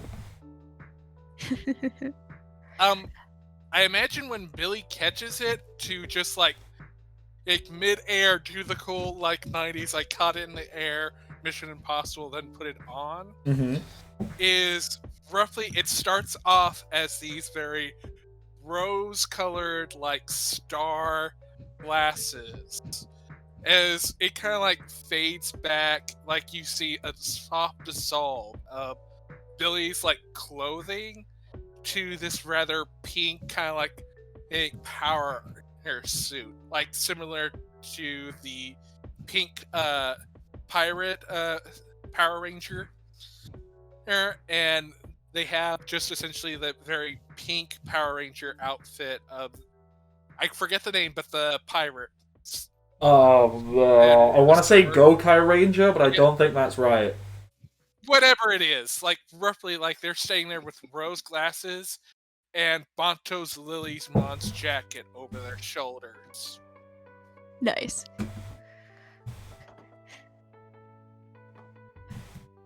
Mia is going to sort of deactivate her armor. I'm assuming there's some sort of like hidden button or something that she can press for that. And it just sort of shifts back and turns back into the little phone charm that she reattaches to her Digidevice before she skips over and collects it out of the snow. And she just sort of calls over to Phantomon. That's so cool! I didn't know you could do that!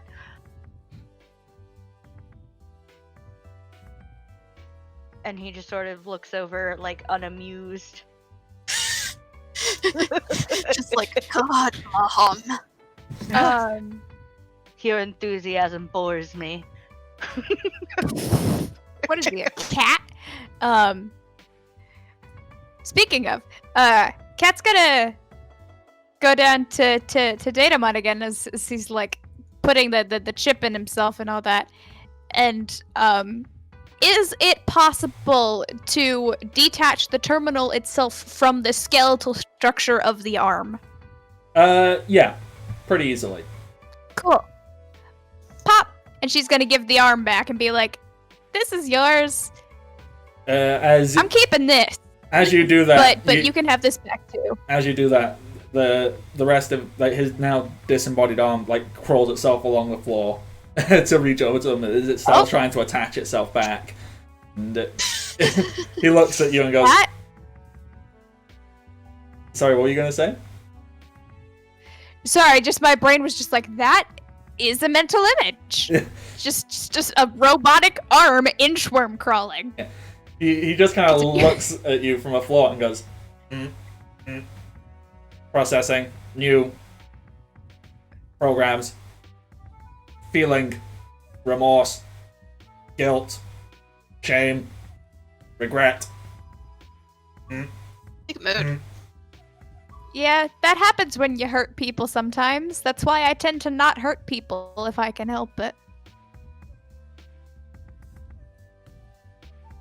So don't worry about it, buddy. You'll figure out how to make it better, I'm sure. When I hurt people, I try to make it better by helping people. So, I don't know. Datamon's arm attached, he kind of like adjusts and pulls himself up so he sat up instead of being laid on the floor and goes, "Help others." Processing. Solution acquired. You wish to eliminate Joe Megami. Correct.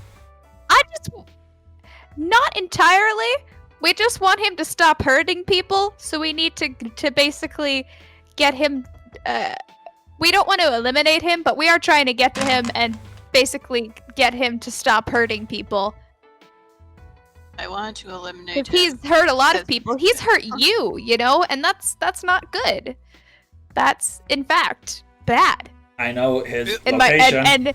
and Lady Devilmon like laughs and goes, "It's deforestation."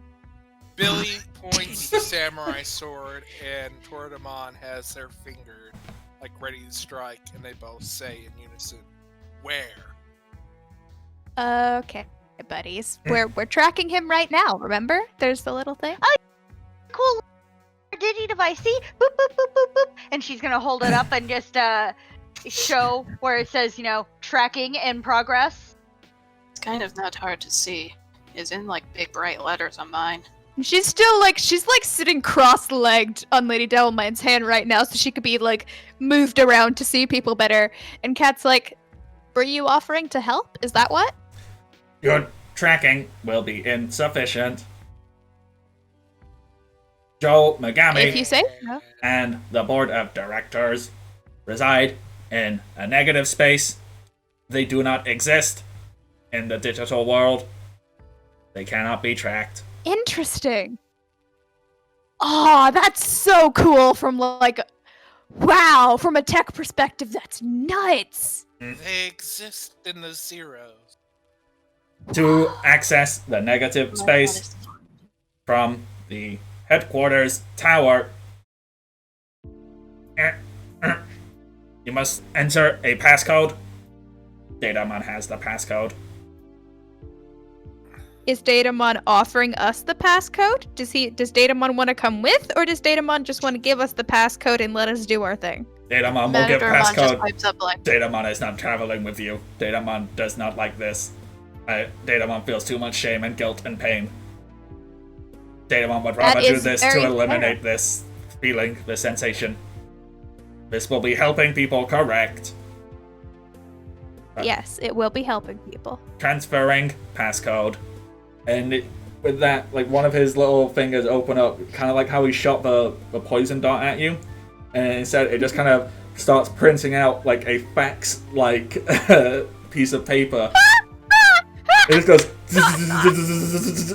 and it just prints out like this thin sheet of paper. And it just keeps printing. It's a very long specific passcode. Oh my god. And it eventually stops and he I'm just imagining like a very long fortune cookie paper just printing out of his head, like it hits the ground and it starts like curling up a little bit. Oh, that is 100% what it does. And it's not, it's just it's an extremely long series of zeros and ones in a specific pattern and order. And that caps off, and he presents it to you. And because this is Datamon, like the paper is just like there, like you can like just go bloom, and you can have that passcode memorized into your digivices for ease. I just wanted to have the fax machine reference because it made me happy. Yeah, because I would imagine instead of so that way it's cut right on the line and not torn. Yeah. And like there's a flash of the samurai sword, and it does so that we don't have to actually remove the dotted lines on the side too. So it is just nice and nice long piece of paper without any of the punch holes on the side. So, basically, what you now know is if you initiate the logout feature, that'll take you to the headquarters. And then you're there, then you just need to explore, find where to enter this passcode, and then you can enter the negative space. So you don't need to travel anywhere, you can just quick travel there, basically. And then start poking around. So, we've got... Cat is going to, like, take the passcode and, like, you know, have it be digital into the device and all that jazz. She's going to reach out and gently pat Datamon on the head. Be like, "Thank you, Datamon. That was really helpful of you. Good job." Processing. You. Program.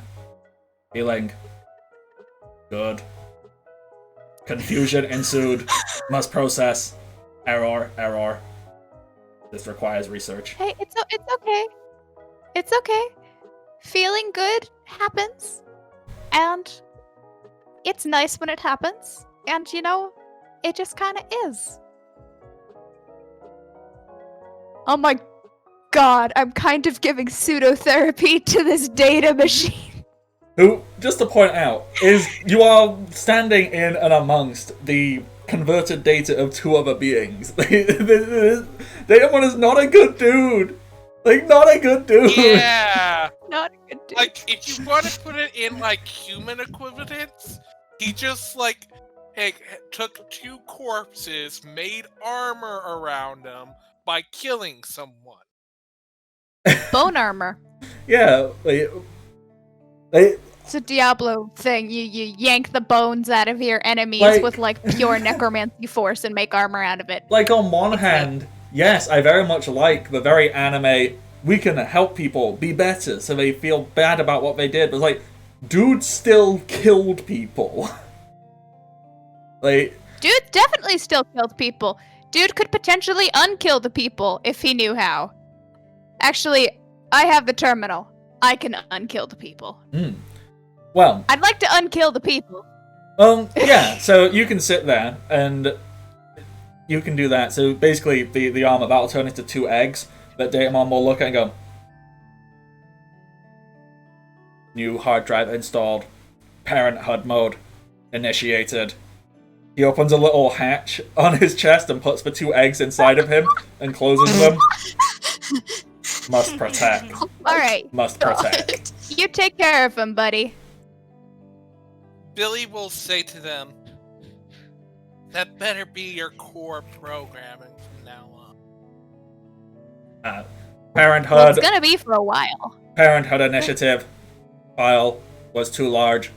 Most other central processing files had to be terminated, including malicious file, vindictive file, sadistic file. All have been eliminated. Parent HUD proceeds. All other secondary systems.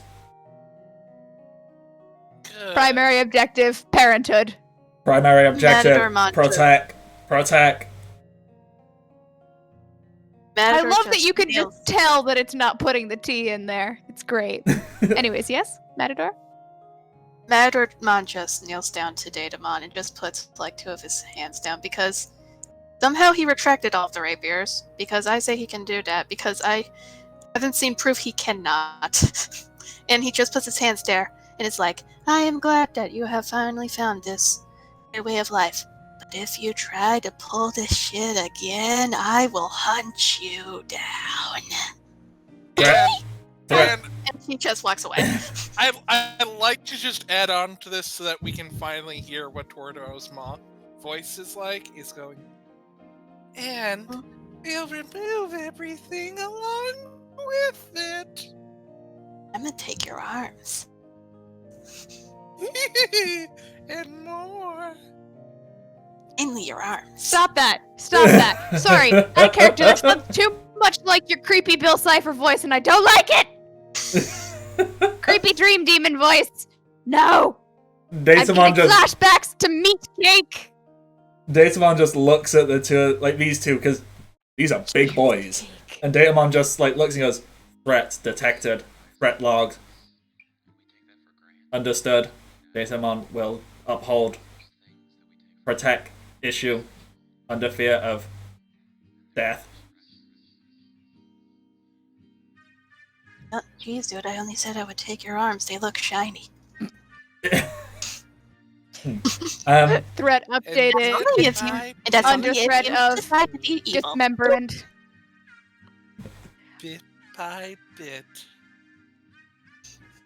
Understood. It's gonna be like, Initiating fear factor. Datamon takes like 2 steps back and goes, please do not hurt Datamon. Datamon is proud mother. Must protect children. As long as you provide that primary programming, Understood. we'll be safe. basically, as long as you're a good mom to your babies and you don't try to hurt us, then we have no reason to hurt you. And you know, that's good. Datamon just gives a thumbs up as if like, yep, this is you got it. And you know what? To prove that this is the case, he actually like Datamon makes a copy of his operating system, and he will show you it. And you see his operating system is 100% like all malicious ideology that's been scrubbed. It is literally just protect children, raise children, be good mother, help people. He has rewritten his entire code. Shit, Larry Joe left. Yes, Larry Joe did leave. Fuck, I wanted his armor shop baby. Okay, so at this moment, Professor Doctormon will cross over with Frigimon. Frigimon, she'll point out like, yeah, I tweaked it a little bit, and Frigimon can act as all the shops if need be. Cool. Just to save us time and Basically, effort. what I want is like, a Datamon-sized apron. Whoop. Cool. And she's gonna like drape the apron over his head and be like, there. He attaches the apron, and it's there, and you know what? He gets, as part of the apron... You now have a bonus to mothering powers. Yeah. You know can what? now make better food.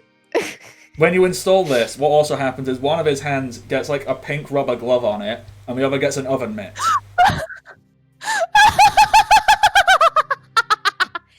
This is fantastic.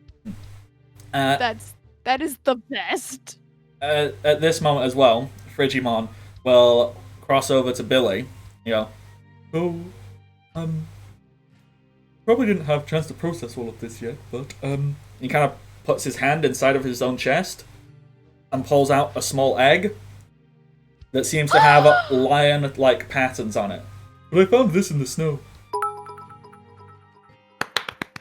Rukia just shouts, I knew it! And King Bob just shared 100 not credits. Thank you for the corgis. They are adorable. That is amazing. Thanks, King Bob. Heart hands to you. Corgis. Serious heart hands. So you are presented with Speaking of heart hands, oops, that's the concern emote.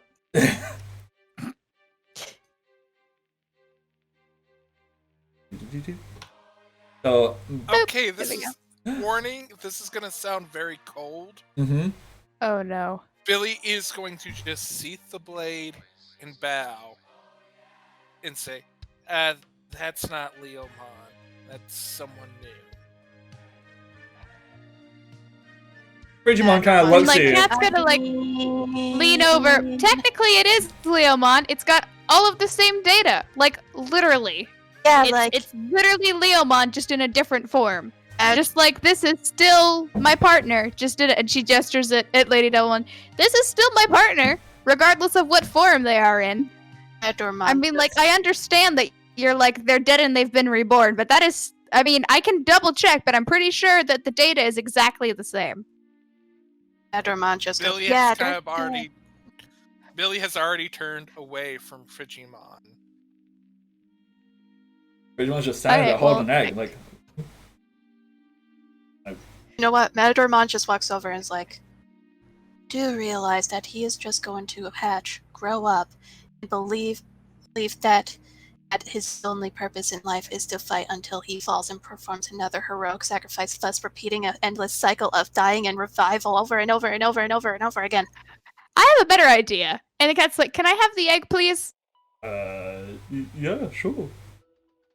Cool. And she takes the egg, and she very gently takes the egg, and is like, I'm imagining, I don't know if you've seen Final Fantasy VII Remake, but there's a bit where you have these robotic arms that you're moving Aerith around on. Yep. And I'm just like seeing that visual as how Cat is getting moved around on Lady Devimon. Yeah, I can see that entirely. She's like moved back around to Datamon, and she's like, do you have room in your heart for one more child? Datamon opens the chest cavity. He goes, yes.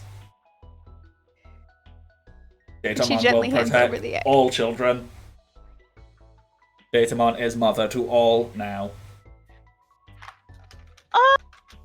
And the little Leomon egg gets kind of plopped in there and goes whoosh.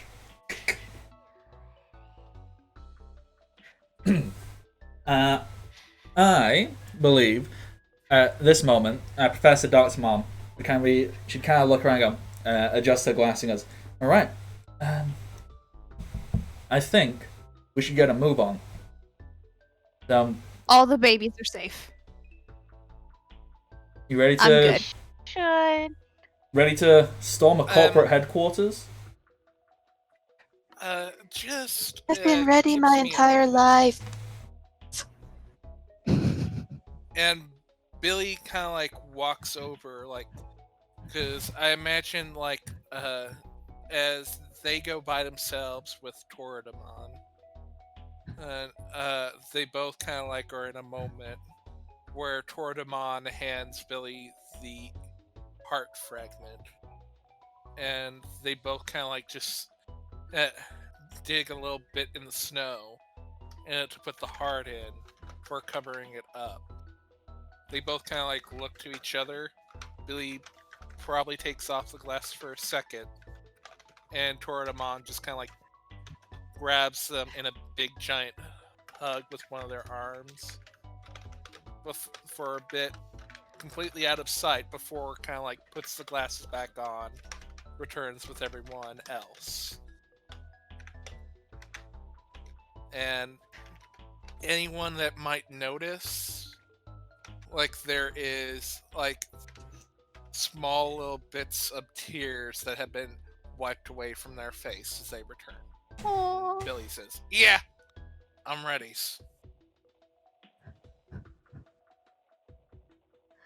Mia's going to turn to Dr. Professor and we'll see our Digimon once we get to where we're going, right? Yeah, they're coming with us. Don't worry. That's all part of it. I mean, technically, Okay. I mean, don't let anyone know this. This is still big. Shh. But Digimon can technically take physical form in the human world. In the real world, we don't want to cement that fully yet. Shit. So, Oh, what? it's one of the things we're trying to really keep down, because if someone came in here and figured out they could essentially, take a giant mechanical dinosaur into a robot. So we're kind of keeping a hush hush on that. If I promise to be hush hush, can Matadormon come home with us? Matadormon is so big! I mean, to be honest, He can turn into Drakemon, it's fine. to be honest, yeah, kind of. I highly advise that anybody who we like, or anyone who we've developed attachments to, we you know what, tell me who they are, and I'll send out passages to them Holy because shit. chances are Thank this King whole Bob. thing, this whole world is on the verge of being deleted. So we should probably try and save as many as we can. So On the verge of being deleted? yeah, this is a beta. They were going to scrub the whole file and start again, especially after we've been involved. And also, King Bob 10K, thank you for the subscription. Super heart hands. Mwah, mwah, mwah. So, yeah, you know what? Matadormon just pops up like, can Tree Grandpa come with us too if everything's gonna end? I mean, to be honest, you know that whole send out to every Digivice?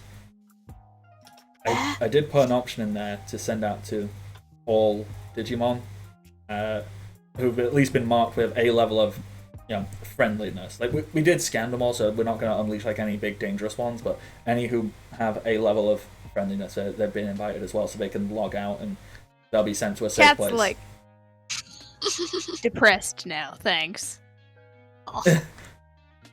She's like why though? I thought this clearly isn't something that Megami Corp built. I mean, you just have to look at the quality of the coding and the base form foundation versus what are clearly additions that they've made, and it's clearly not something they've made. So, Oh yeah, it's bad.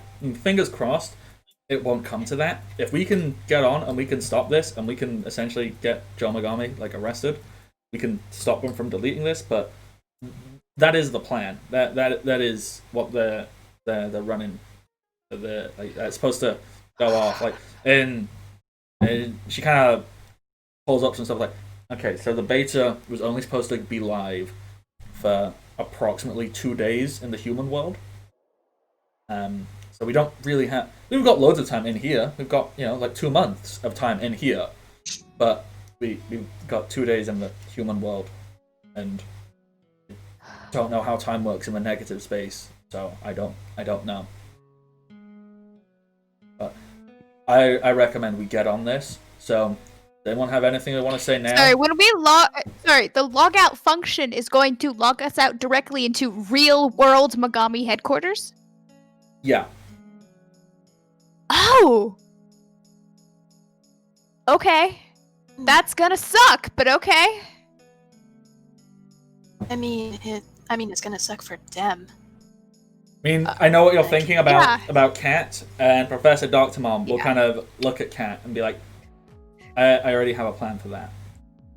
See, you look on your Digivice. When you install that thing, you currently do have a protective data screen around you. So we will not be using your human body. That will stay where it is. We'll be using a data form of you that can move around. Your human body, that can stay safe and logged in somewhere. Then you can have a physical data form to move. Essentially, it's like a hologram that can act Data and dive. interact and touch stuff. Works. Yeah, it's Oh. data diving. Yeah. Cool. Thank you.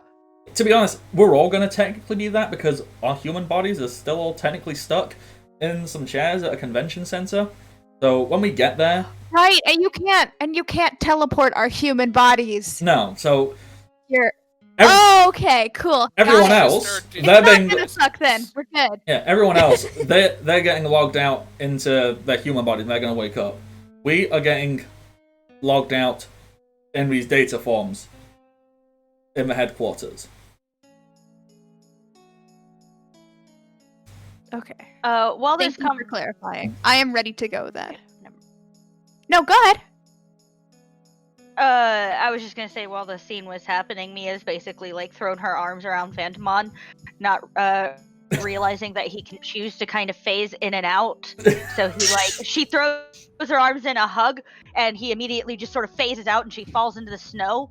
Yes. We're gonna be friends forever, and you can live in my room. Yeah, I'm just imagining Rukia and Matadormon are also just going back and forth with Doc.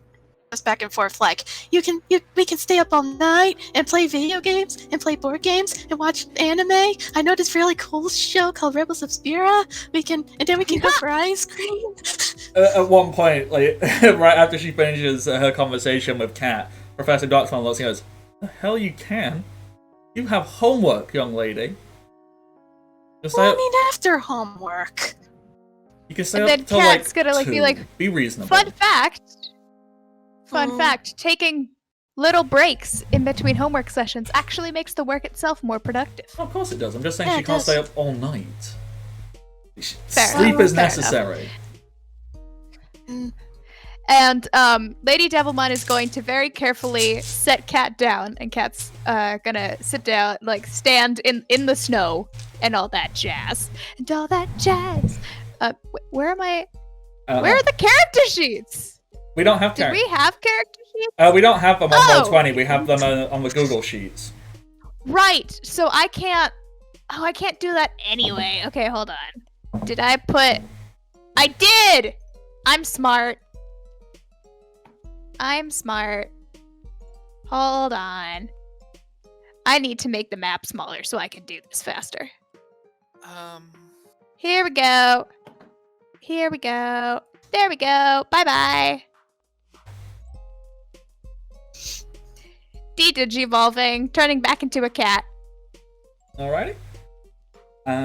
Is there anything else anybody would like to do before the session will end? Basically, as the portal opens and you'll get warped out of here, and that is where we'll wrap up for today. Mia will whisper to Phantomon, "Hey, you might want to de-digivolve so you don't look scary. Or maybe you do want to look scary. If you want to give people nightmares, that's fine. I completely understand." Phantomon's just going to sort of sigh and shift back first into Wizardmon and then into Impmon. Mm-hmm. I think we still have an Impmon token Sweet. somewhere around on here. I Maybe. don't know. I think they're down there. 1 second. They got sucked into the void.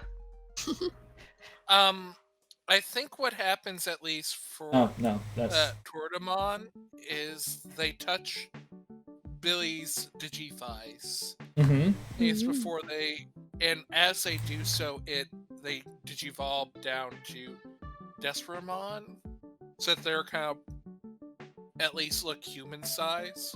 But you notice, kind of like anyone that's paying attention, notice that the Digivice slightly changes to incorporate a little bit of Leomon's design and has a very heart where the data receiver would be. This is so cute. It hurts my heart. Why would you hurt me? What did I ever do to you? Oh! I'm sorry, like I said. Baby, don't hurt me. Okay. Oh, like if you want song, then kind of like I imagine, No, just but like Billy might say, "Let's go kick some ass," as Woot. lyrics play behind them, like very bit tune of just. So with sadness in my heart, feel the best thing I could do is end it all and live forever. It's kind of like they join into the portal to disappear. Yeah, nice. So that is Billy heading into the portal. Rukia, what do you do before heading into the portal?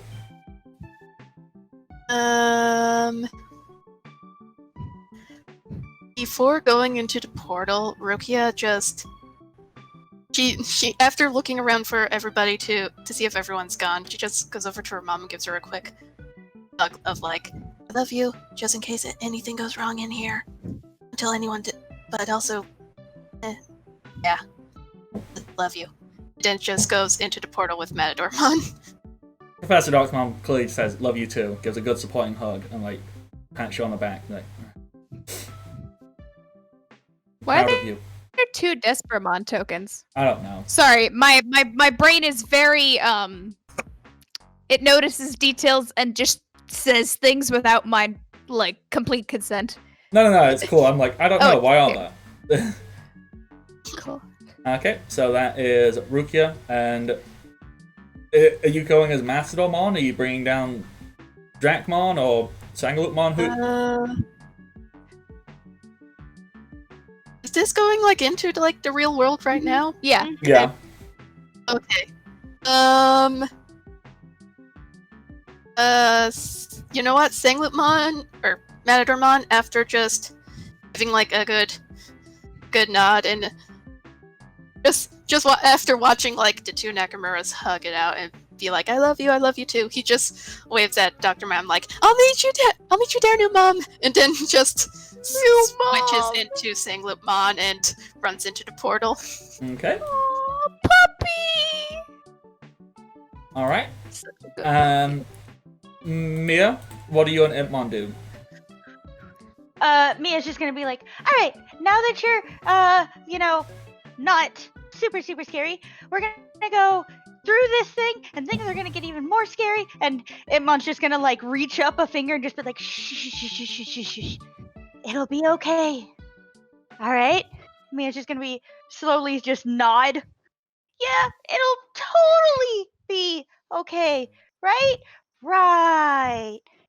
And she'll hold out a hand for Impmon, and Impmon will like pull back, act like he's gonna do like the fist bump thing, and then she'll be like, "Nah, I'm just kidding. Let's go be heroes," and sort of like walk through, grab her hand and walk through the portal. All right. Aw. And then finally, Kat, what do you do before heading through? So Loki de-digivolves back into the cat form Mm-hmm. and starts like just like chills, like Cat picks him up and puts him on her shoulders, and so he just kind of becomes a scarf, sort of. And they take one last look around this beautiful yet dangerous icy wasteland, and then they look at each other and they give like little nods, and Loki gives her a little nuzzle on the cheek to be like, I'm here, and then they go through the portal. All right. And that is where we will end today's session. Finale next week. Woo! I'm We excited. get to punch not Shinra in the face, Finale. maybe. I'm excited for this because in my mind I just started creating and crafting like how can I make this the most ridiculous over top anime BS, and I've figured it out and I'm so happy with it. All right. Ooh, I have been nice. the Bardic Knock. You can find me on the internet, Twitter, Twitch, Patreon, and YouTube. All those places I do lots of stuff like this. There's a stream schedule somewhere on Twitch. That's probably the best place to see what's what. There's also a Discord server, which I highly recommend checking out. Also, very recently, like in the last week, super got into playing Star Wars: The Old Republic. So do that. Come and join us. I'm playing it way too much, and it's a fun place to spend time with friends. Do that. That's me. It's fun to go zappy zap.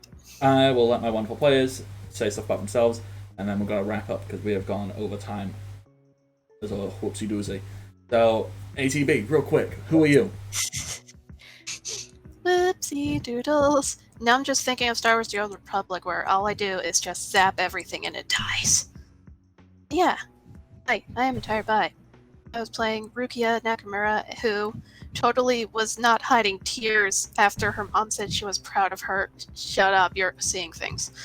And also Drakemon / Sangloopmon / Matadormon, who I can already begin to imagine the shenanigans of trying to hide that there's just a Digimon living in the Nakamura household now. That'll be fun. Maybe I'll write fanfics about it, who knows. Woo! Please do. I like your writing. All things. Yeah, you can find me back here again. Next Sunday, I think, for Rebels of Spira, where I play as Lilith, who, as Bardic mentioned, ended up cutting a snake in half with her new limit break, which I made a mistake and didn't give it a property so it can do damage, but it's fine because she was able to do enough damage on her own for the NPCs to finish it off. Then tomorrow I am playing in Undead K's one-shot for the Christmas season. Sadly, Miss Eletoa will not return, but rather one of my many Drow OCs. I have a lot of Drow OCs. I have a favorite character to play as in D&D. Can you tell who it is? Just look at all of the Drow OCs and you'll get a hint.